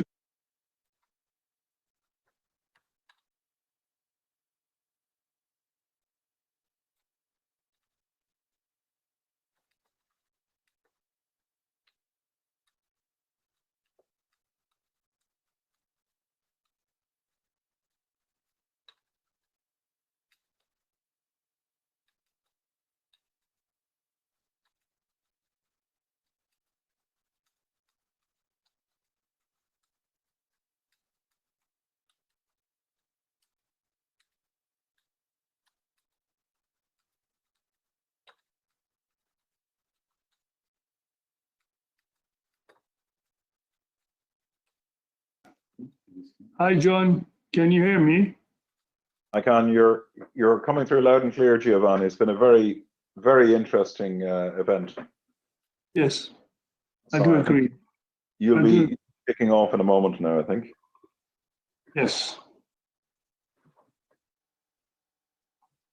So again, if I will just open, giving a short introductory speech, introduce the three speakers, and then hand over to you. Grazie mille. Yes, boss.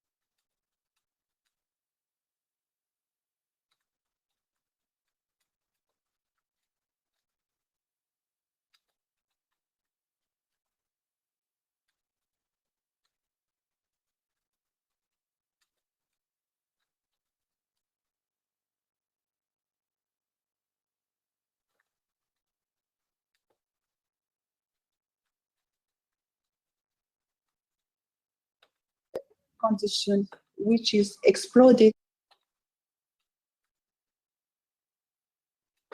This at a time when the global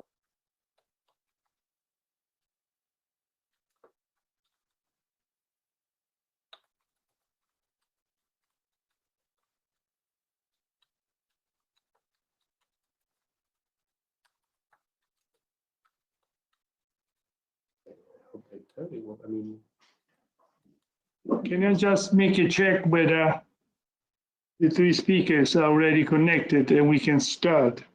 So if I may ask Mrs. Cristina Messa, Minister for Italy, Mrs. Samia Moualfi, Minister for Environment in Algeria, and Mr. Jihad Al-Mohammed, Secretary General of the Ministry for Water in Jordan. Are you all three connected?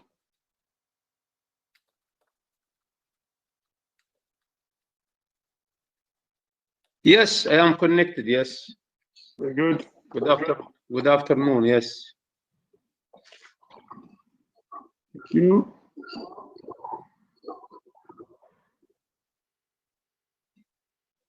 I guess the same for Mrs. Moalfi and Mrs.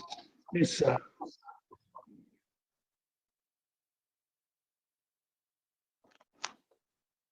No answer. But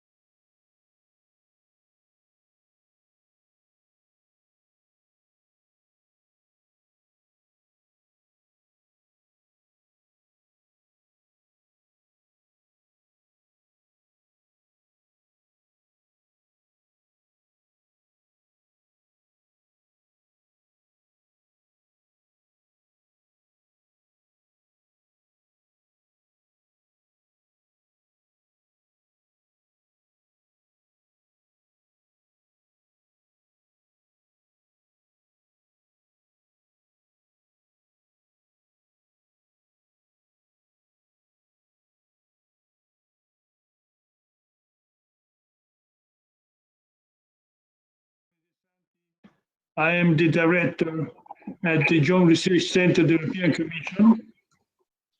And I have the honor, privilege, and joy to co-lead and co-manage together with my colleague, John Bell, director at the DG Research and Innovation, this very closing, high-level political session. So in a few minutes, I give the floor to three very distinguished guests, in particular, Mrs. Cristina Messa. She is Minister in Italy for University and Research. Then I will hand over to Mrs. Samia Moualfi. She's Minister for Environment in Algeria. And then Mr. Ziad Al-Mahamid, Secretary General at the Ministry of Water and Irrigation in Jordan. So in a few seconds, I will go and I will pass you the floor. So we will be very delighted to get your input on how policy will develop, especially in the Mediterranean area, concerning this new wave of connecting the different sectors, like water, energy, and ecosystems. But before I hand over to you, let me just give you my, if you like, final remarks after having participated to these three very intensive, very vivid, very interesting discussion in this event, which I think is a kind of cornerstone for our future, because it does pave the way for a kind of different approach to real problems that affects our life and affects our future. So again, I think we have been thinking for a long time how to develop and how to organize this event. So upfront, I want to express my thankfulness, first of all, to the organizers. So all my colleagues here in the JRC, Directorate for Sustainable Resources, together with the colleagues in Research and Innovation of the European Commission, but of course also with the colleagues from Union for the Mediterranean, PRIMA, and not least definitely the Cyprus Institute, who did take really the immense challenge to host this event. This event was also supposed to be a normal physical event 3 years ago. Then, of course, for very clear reason, we had to keep on postponing. And finally, we decided to do this via video because it was the time we could not wait longer not to have a physical meeting. But of course, we hope the next editions will be physical meetings in presence, face-to-face, which are much more efficient. But still, we think that it is important to have this kind of very first kickoff meeting. So why it is important? Because we all agree, and this has been already well debated during these 3 days, that we needed to start and to pass from words, from declaration, from real good willing and intention to real work, to real facts, projects, to solutions. Now people, society, citizens, they do need solutions to existing problems that are not going to solve themselves, but they are going to worsen day by day if we don't make something new. So it was very important to see these 3 days, real experts, real practitioners exchanging views, identifying new gaps, talking about possible solutions. And this is exactly what we wanted to do. So to start talking about facts, about possible solutions.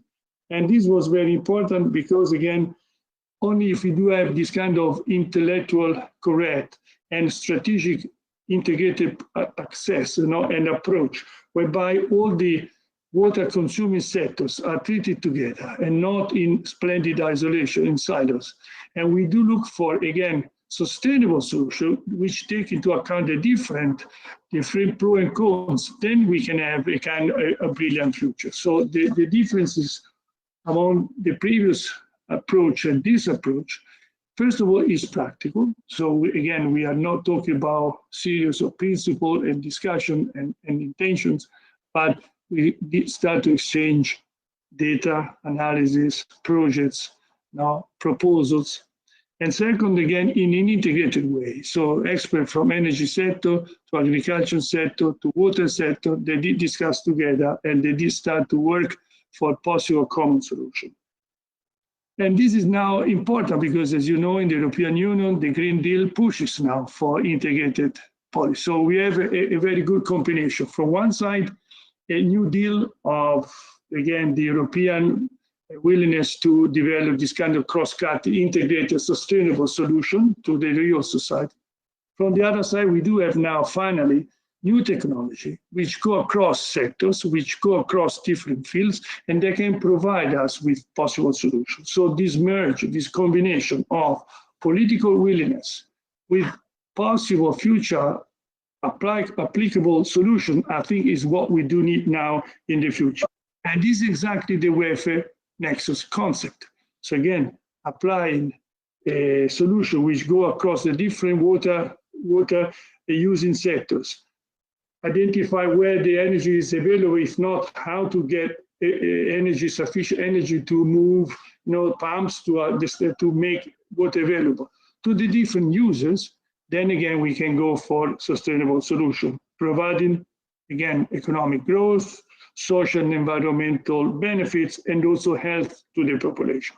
So what I simply want to say that I'm very happy that after having discussed and after having thought a lot, we finally give the kickoff on a new era. The most appreciated point of all 3 days was this creation of this community of practice. So finally, we do have, let's say, an official way whereby the different practitioners, experts, scientists will start to meet together. And again, I hope to see soon the very first meeting, and then in the following months and years, a regular way of meetings, workshops, whereby they can exchange the results. But again, finally, we have put together experts above the boundary layers of each single member state, of each single nations in such an important hot area like the Mediterranean. So I do expect that in a few years' time from now, this event will be remembered as the kind of kickoff of practical solution to real challenges that do affect, again, Mediterranean area and our society.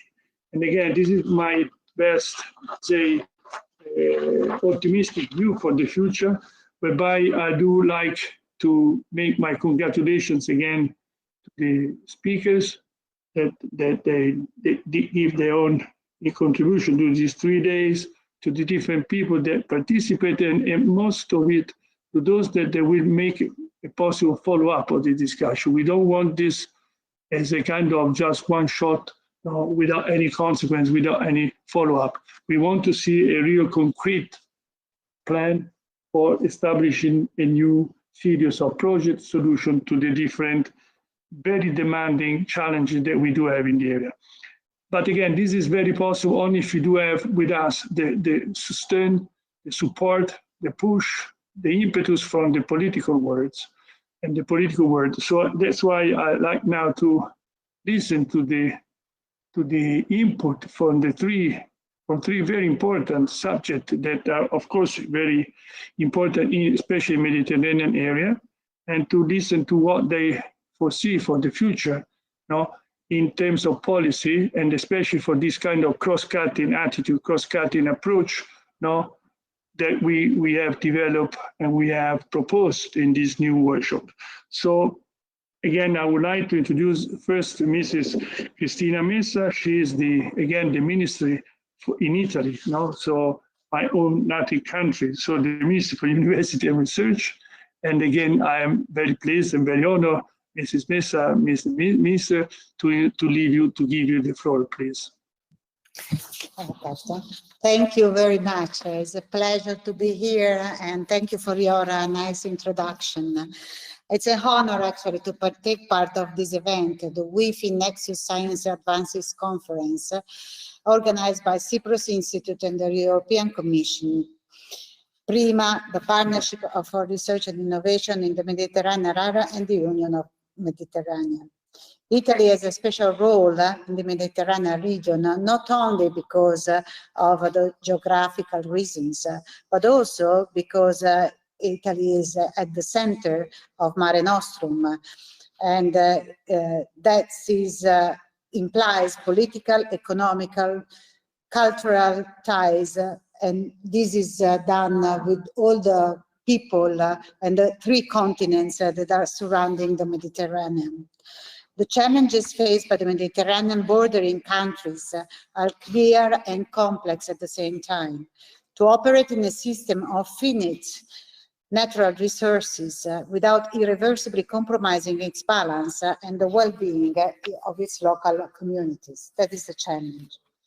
The Mediterranean region is one of the most vulnerable regions in the terms of the availability of natural resources, which are increasingly at risk due to climate change, demographic and economic growth, and political instability and forced migration. Recently, the COVID-19 pandemic has put further pressure on the access to water, energy, and food in the region, offering a unique opportunity to examine the impacts of system-wide crises on those key supply sectors. Understanding the complex relationship amongst water, energy, food, and ecosystem is critical for developing a sustainable and secure future in the Mediterranean and achieving the country's global mandates as defined by the Sustainable Development Goals. Now we are in the decade of action, and we urge to pass from theory to practice. While WEFE Nexus approach has been widely accepted as an appropriate solution for the sustainable management of the sectors, its implementation is still limited. To switch from theory to practice, we need to overcome stakeholders' view of resources as individual assets by understanding the broader system. This points to the interdependency of policies and enhanced regional collaboration in deploying the WEFE Nexus solutions.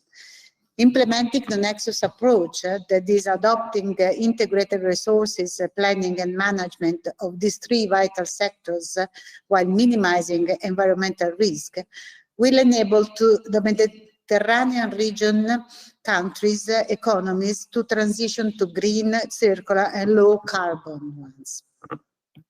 Such a paradigm shift in resource management aligns with the G20 commitment to tackle common challenges to the global community.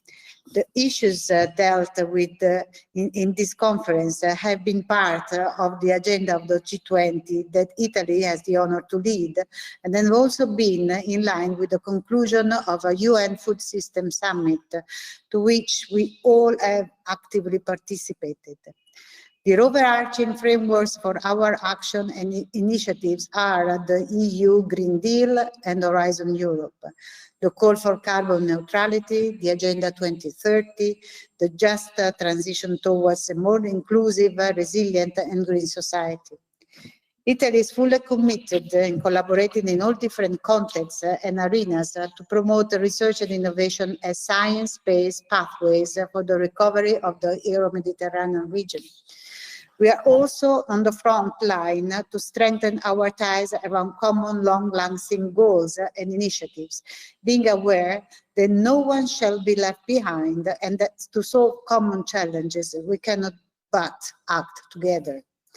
As Italian minister, let me reiterate the importance of joint research and innovation partnerships and initiatives, whose PRIMA has proven to be a successful example by developing innovative and sustainable water food ecosystem nexus solutions in the Mediterranean.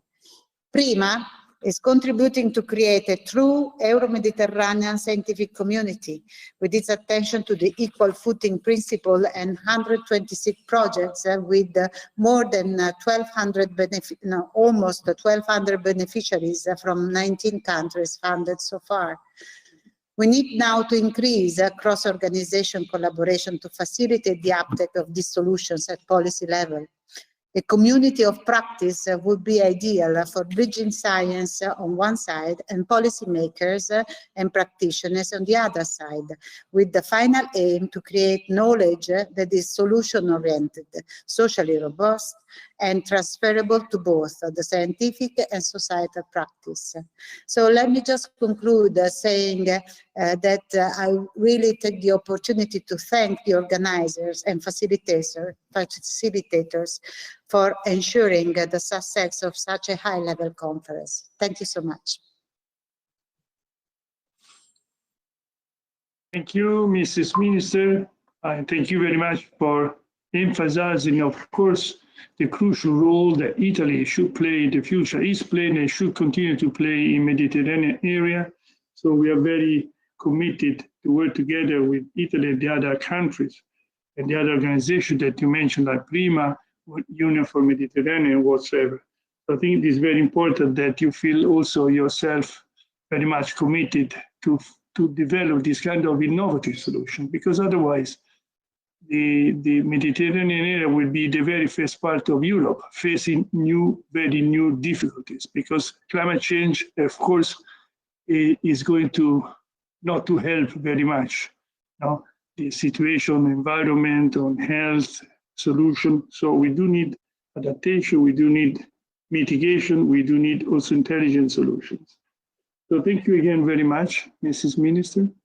I would like now to pass again to another Minister of Environment this time in Nigeria. So Mrs. Samia Mualfi, now the floor is yours, please. Thank you, Excellency. Mrs. Cristina Messa, Minister of the University and Research of the Italian Republic Government, Mr. Secretary General of the Ministry of Water and Irrigation of Jordan Kingdom, the conference co-president, Mr. Giovanni De Santi, General Director of the Joint Center for Scientific and Technical Research of the European Union, and Mr. John Bell, General Director of Research and Innovation, Healthy Planet European Commission. It is with a great pleasure that I am here with you today on the occasion of the water, energy, food ecosystem to approach the role of science as a driving force behind innovation and its interface with the policy-making process. The water, energy, food ecosystem nexus has a merit of having been sufficiently developed and has already permitted to find solutions to many problems, particularly in optimization, profitability, and the cost reduction, and as well as environmental protection and resource protection. On the other hand, Algeria is suffering from impact of climate change for many decades, and which have continued to worsen in intensity and frequency these last years. The first Mediterranean assessment report prepared remain among the most affected by the independent network of Mediterranean experts on climate change and the environment of 2021 showed that in the future, the Mediterranean region should remain among the most affected ones by climate change, in particular, reduced rainfalls and disturbance of the watering cycle. The vulnerability of the Mediterranean region has just been confirmed in the last IPCC report. In terms of water resource, Algeria is suffering from the strong reduction in precipitation and is already noting the reduction in the levels of dams and in the levels of underground water resources of the water table, with an immediate impact to the water supply of the population, industry, and in particular agriculture, which itself has its impact on food through the drop in production of certain foods and the increase in prices due the drop of offer. It should be reminded that the theoretical water availability of 1,500 cubic meters per inhabitant per year in 1962 fell below the theoretical scarcity threshold set by the World Bank at 1,000 cubic meters per inhabitant per year, which is only of 430 cubic meters in 2020. Such availability brought to resources in mobilized water be even more reduced, which places our country in the list of the poorest countries in terms of water potential. On the other hand, Algeria suffers from global warming, which encourages the installation of an air conditioning system, hence a very strong demand for electrical system, hence a very strong demand for electrical energy to supply, in particular, the air conditioning with its exploding in our country. This is a time when the global energy crisis affects us by the fluctuation of the market and the prices of gas and oil parallel to the fall of the reserve. Algeria is meeting difficulties in satisfying this ever-increasing domestic energy demand due to heavy dependence of our country foreign currency income, which depends upon more than 95% in hydrocarbon revenues. That is the thesis. It is very important from Algeria, who is interested in many research them to improve scientific knowledge in the region and in certain them specific to our country, to ensure the development of the country and the satisfaction of the need of the population in the framework of sustainable development by protecting our environment. That is why water pollution is undoubtedly the most explored subject, the most studied, but also the most important, because it is a fundamental element for everything. My country is strongly interested in, firstly, the transfer and exchange of experiences and know-how. Secondly, the scientific result in the Mediterranean basin. Thirdly, the development of mixed research teams, as it's already the case in PRIMA project as 2020 and the COST program. Ladies and gentlemen, the energy context of Algeria in the Mediterranean basin is a bit specific given the fact that we are a producer of gas and oil, but also a vast and very sunny territory.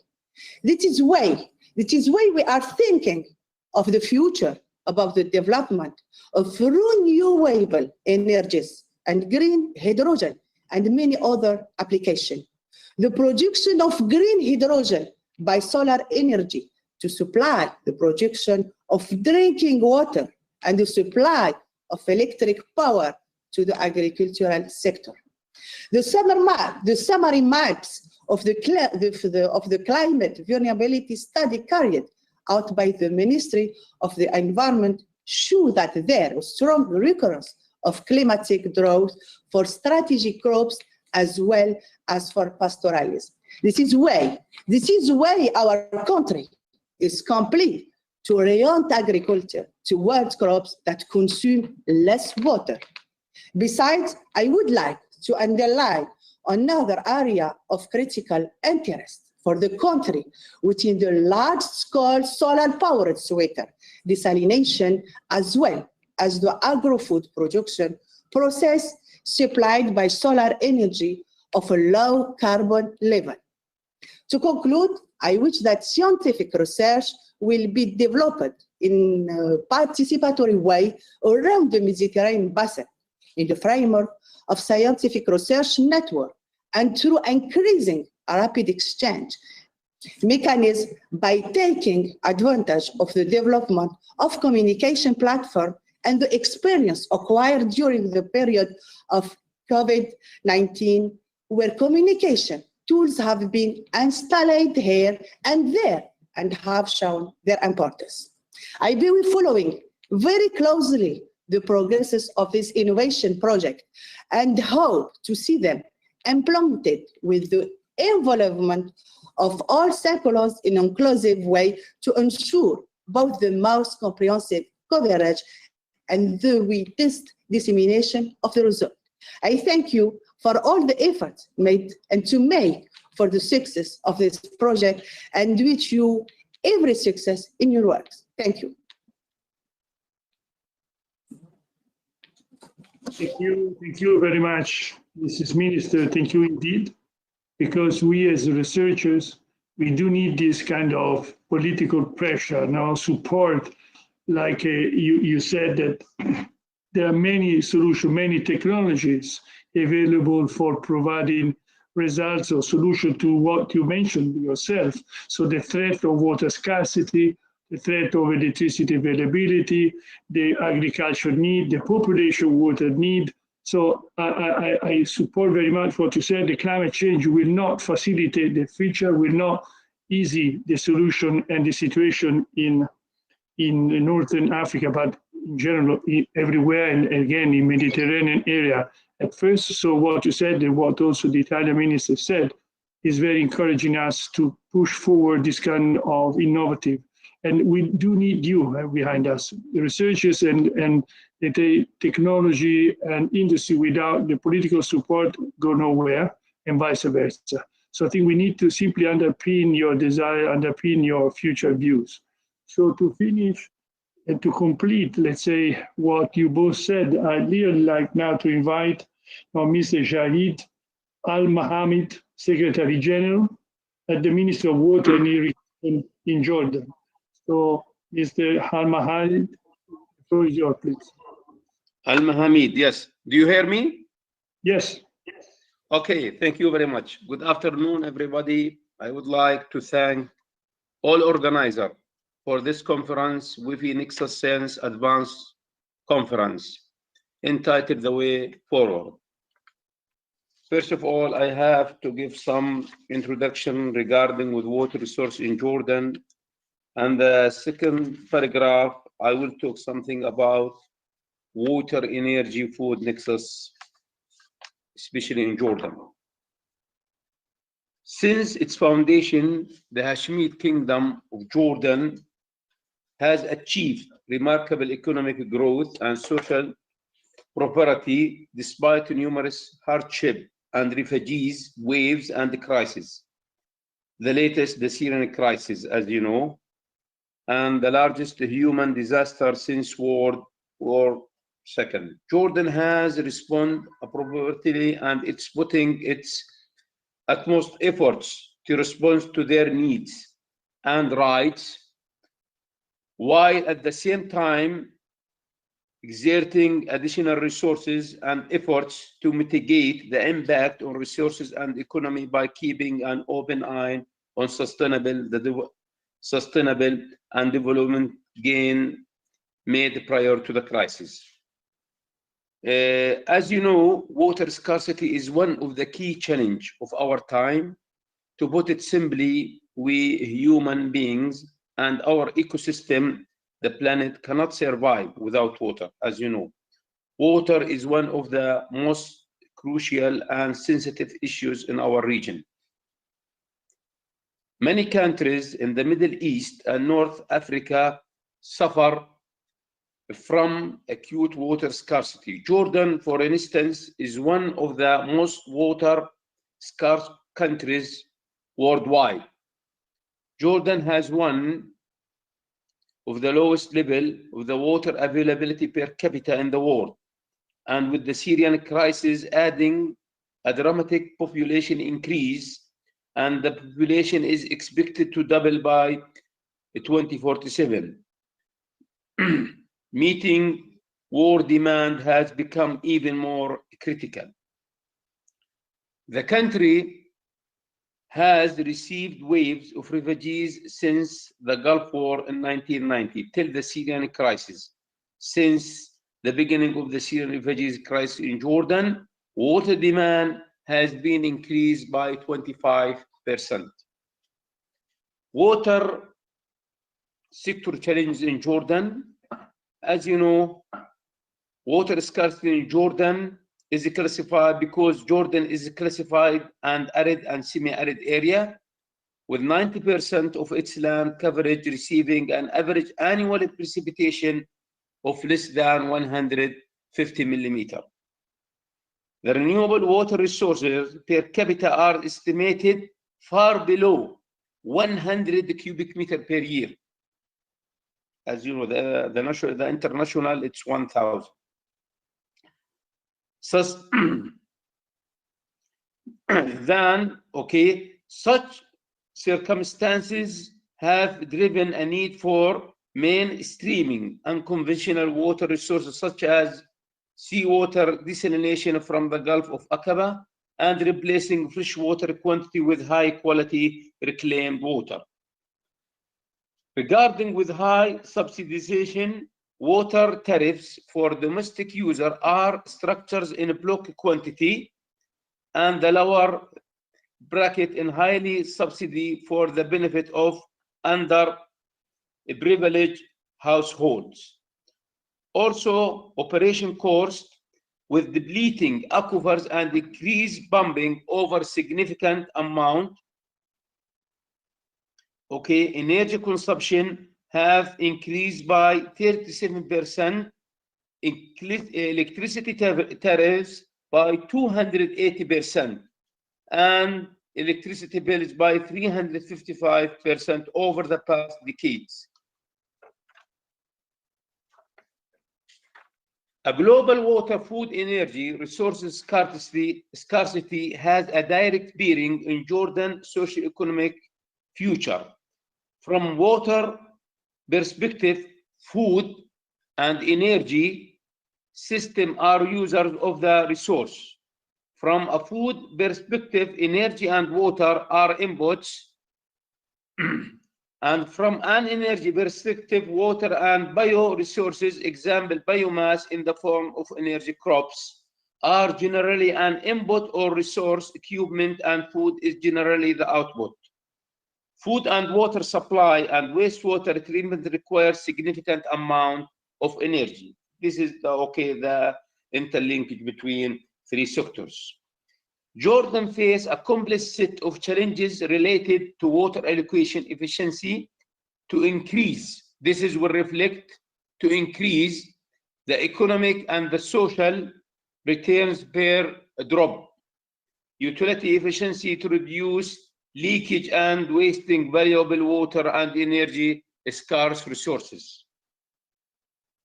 Use of alternative energy sources to reduce footprint of water production and distribution, and finally to increase energy efficiency in operating water facility and systems. As water, food, energy nexus has been adopted by the Ministerium Sustainability Discourse within the SDG, MWI, Ministry of Water and Irrigation, will build in coordination with other stakeholders a better understanding of the interdependence of water, food, energy, and climate resources or policy system. Then our policy systems will catalyze an informed and transparent framework around determining trade-offs and synergy that meet demand include of the poor without compromising sustainability. Water security in Jordan remains central to the concept of the nexus because food and energy security cannot be achieved without it.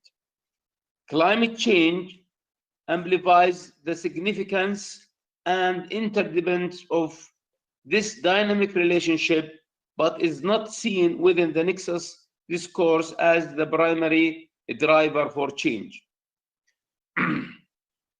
Our nexus approach will give greater emphasis to decentralized and coordinated decision-making as the source of solutions, as well as the source of understanding the challenge faced.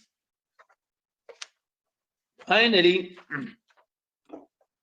our approach will also stress the business imperative and the need to prepare for the investment scenarios in the future.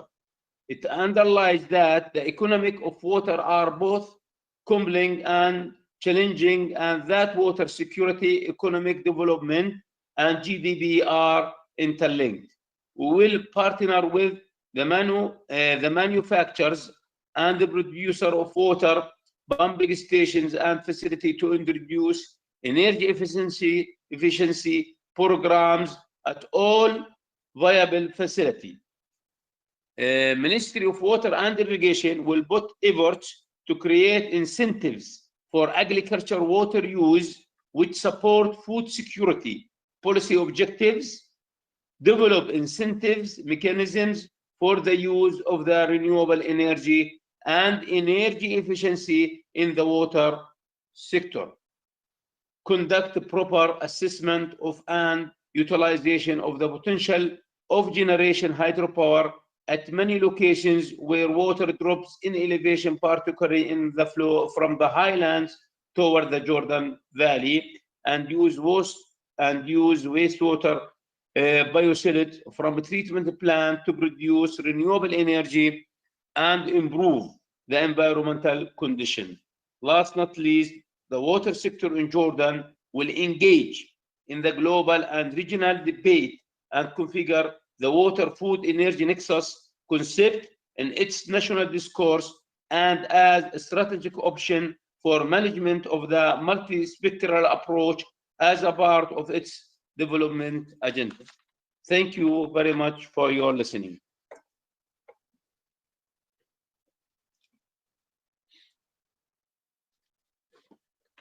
Thank you very much, Mr. Secretary General. I really like to see this unanimous consensus to this approach, or WEFE approach, or WEFE Nexus, and this is the best I can hear from the politicians to support us, because, as I said, in the future we will need concrete projects which also need concrete political and financial support, and this is the best premises for having a kind of better future. So with this, I must say all three encouraging speeches. I'd like now to hand over to my colleague co-hosting this final high-level political session, so the Director John Baird from DG Research and Innovation. And John, the floor is yours. I hope you enjoy as well this kind of three positive speeches and the political willingness to support, to make as much as possible making progress for this kind of new wave of projects. Thank you. John, the floor is yours. Grazie mille, Giovanni. And thank you, Ministers Messa, Minister Mualfi, and Secretary General Al-Mahami. I'm very struck the Mediterranean is actually a nexus. And it is in the Mediterranean where we will determine or not determine our destination collectively at the end of this great decade of transition. So I'm very much uplifted by the impressive political commitment and the mobilization of researchers and innovators to turn ideas into a better place and a safer place to live. I hear the word security very much in the voices of those who are preparing the way. It reminds us that in this particular age, we have to have transition by design, and in transition by design, we cannot afford that research simply observes the transition. It must direct the transition. It must deploy the transition. It must share the ideas and the solutions of the transition. And it must learn from the people who live through the transition. It's a fundamental challenge. So the message is very clear. The next Mediterranean, which is what we're talking about, a Mediterranean that is sustainable, living within boundaries and natural resources in what is already a changed climate and a series of different pressures on different systems. We heard Minister Mualfi talking about the opportunities that are there in terms of the links between energy and water, and the challenges in places like Jordan of maintaining what has been a very successful model in very different circumstances. This has got to be at the heart of what researchers and innovators are doing. And we need to move from simply having research and innovation programs to having a research and innovation community around the Mediterranean. And I very much welcome the nature and the tone and the leadership shown in making this paradigm shift happen. So the Mediterranean today is the rest of our continents, and there are three continents, as was pointed out by Minister Messa, around our Mediterranean tomorrow. We all have an interest in making sure that the life support systems that the Mediterranean here is working through in a Nexus approach, get our best efforts, our best investment, and our best collaboration. We have in science one of the few areas in human civilization where we build bridges, not walls. We work between and across disciplines and civilizations and silos. And the hundreds of research teams that have been putting in time and effort and millions of euros from our partners across the region have already been invested to come up with novel and innovative Nexus solutions. This is very reassuring, and it gives us a sense of where we need to navigate together as organizations, as governments, as communities of practice, and as neighbors. We need more science. We need more research and innovation. We need it where you need it. And we need it to fill the knowledge gaps, but mostly we need to demonstrate and put into practice what we already know. We're in a time where deployment and demonstration and replication and scalability will be critical to all of our futures. It's not just science, it's the appliance of science that comes into play at this point. Our breakout groups today, I think, have discussed in a very insightful way that we plan to establish a community of practice. This means to create a bridge between science on the one hand and policymakers and practitioners on the other. And I'm sure our ministers and Secretary General know just how difficult that actually is. I'm not sure if we all speak the same language sometimes. So this community of practice is critical to walking this transition path together. This community will help to demonstrate different aspects of the Nexus approach and explore options regarding knowledge sharing and implementation. It will make innovative solutions, know-how, and best practices available to our whole society. Access will be a critical part of a just and fair transition. And whether we're talking about around the Mediterranean or in the European Union, there will be no successful transition if it is not just and fair. So access to these solutions and know-how and best practices will be critical. Its objectives are to support the deployment of regional demonstration sites as laboratories for scale-up and policy design, and to contribute to the development, testing, dissemination, replication of WEFE Nexus solutions in the Mediterranean region and beyond, through networking of selected demonstration sites, knowledge sharing, and capacity building. Finally, the WEFE Nexus community of practice will reunite relevant and active Mediterranean practitioners and stakeholders to provide a proof of concept of the benefits of recommended Nexus measures based on tailored policies, best available technologies, and multi-stakeholder partnerships. We're lucky that we've already had a successful research and innovation actor in the region to take the lead in creating this community of practice. PRIMA, our partnership for research and innovation in the Mediterranean, is ready and willing to lend its experience in the region and its expertise in WEFE Nexus issues to lead the process of establishing and coordinating this community. I'd like to thank my colleagues in PRIMA for taking this first step towards this new endeavour. And you can count on us, as Minister Mesa said earlier on, to strongly support your development in the future. We have a big transition ahead to do together. As my colleague earlier on mentioned, this afternoon we have launched a series of European Green Deal Horizon missions on a variety of issues that are interlinked in this Nexus work of yours, on the restoration of the soil, on developing 100 climate neutral cities, on preparing 150 climate resilient regions, dealing with all of these Nexus issues that you've talked about, and very importantly, the water system, to restoring our ocean and water system by 2030. And just for your information, the last mission I've mentioned, people call it the Starfish mission, will be addressing in particular a big lighthouse in the Mediterranean, where we'll work together with our partners to look at the issues of restoring the oceans and waters, the whole hydrosphere in the Mediterranean, working within this community that we've seen today.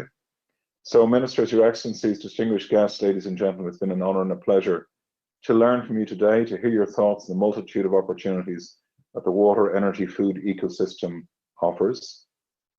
We know that the next Mediterranean will be developed by Nexus thinking. And thank you, Giovanni, and your colleagues in the JRC for a great job today. And thank you for your valuable ideas and contributions that will bring science, policy, and practice closer together. Maybe we'll end up speaking one vernacular language at some point in the future, which is sustainability, and help to make the Mediterranean a sustainable, safer, more prosperous place for one and all. Now, I'm not sure if I'm in a position to pass the floor to Professor Papanikolas for the farewell. I don't know if Professor Kostas Papanikolas is there.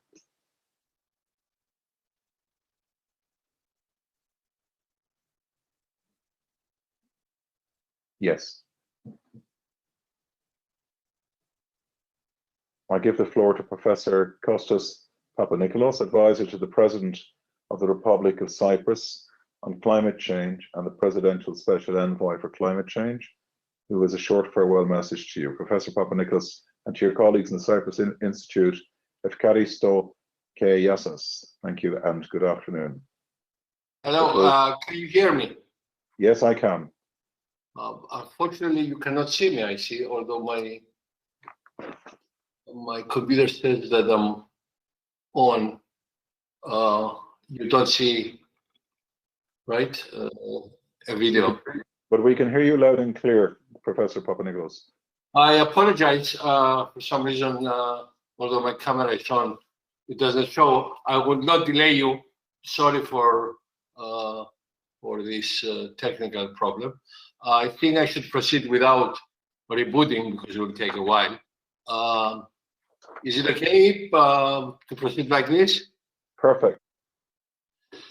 Well, Excellencies, honorable ministers, distinguished panelists, dear organizers,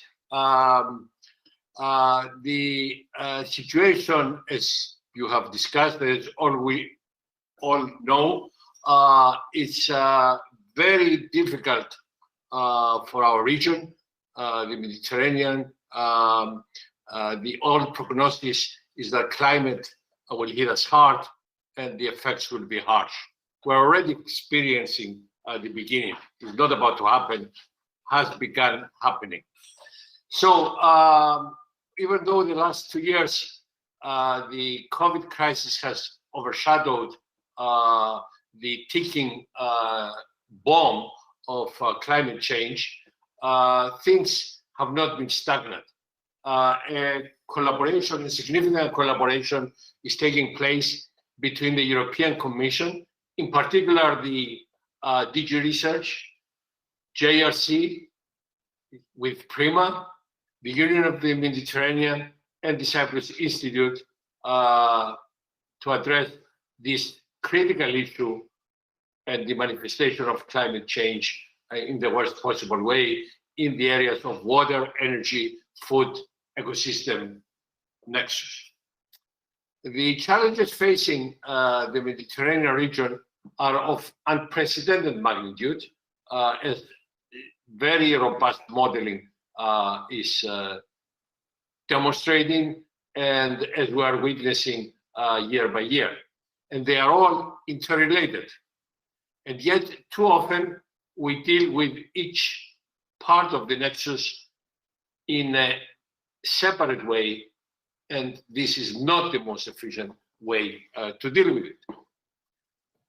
We have heard during this conference that the local societies of the Mediterranean have always known that water, energy, and food are deeply interrelated, and they would not dream of farming their lands without considering the energy and water inputs. And yet, climate change may bring the different parts of this nexus to a breaking point throughout the Mediterranean region, with added now sense of urgency to prevent this breakdown. Even those who are able to grasp the importance of dealing with this nexus, too often in the Mediterranean area, these efforts are hindered by the challenge of operating across national borders, boundaries, of seeing the Mediterranean as our common natural heritage, which it is, to be preserved through common action in order to ensure our very survival upon its shores. On these shores, so many civilizations were born. Let us then build another one, a modern one, this time based on the principle of sustainable development. I submit that this is no longer a noble goal, it is a necessity. This conference is an important milestone in the pathway towards the construction of such a civilization, of cooperation where science and technology are employed to solve in our part of the world the most challenging problem that humankind has ever faced. Over the last 3 years, scientists, practitioners, innovators, and high-level decision makers have considered the foundations of a community of practice which will attract the best in the Mediterranean across all sectors of the society to address this critical nexus in an integrated way. I hope this accelerates and reaches an effective way that we go from theorizing to implementing solutions. I want to finish by thanking all the organizers for the trust they have put in Cyprus, and in particular the Cyprus Institute over the last 2 years. In 2020, we were due to host this conference as a physical event on our island, and yet COVID prevented that from happening. Instead, we have become virtual hosts, but we believe in this community of practice that was created, was planted here today, and we would be honored to welcome you all for the real in this time with physical presence once the community of practice begins to deliver results. I would like to thank in particular from our institute and from the Cyprus community, in particular Nick Jarreau, who spent tremendous effort in bringing this to this success in cooperation, of course, with the organizers throughout the world. I would like to thank you all, and I would like to consider you comrades in this battle that we have to win. Thank you very much.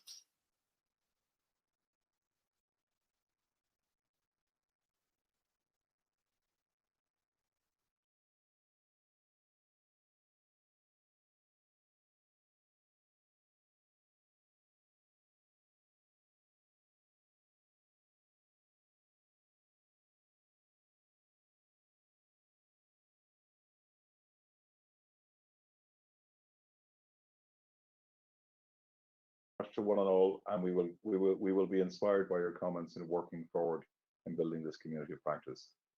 Good afternoon to everybody, and may you have a safe and prosperous journey to the promised land of sustainability in the Mediterranean. Talk to you soon. Bye-bye.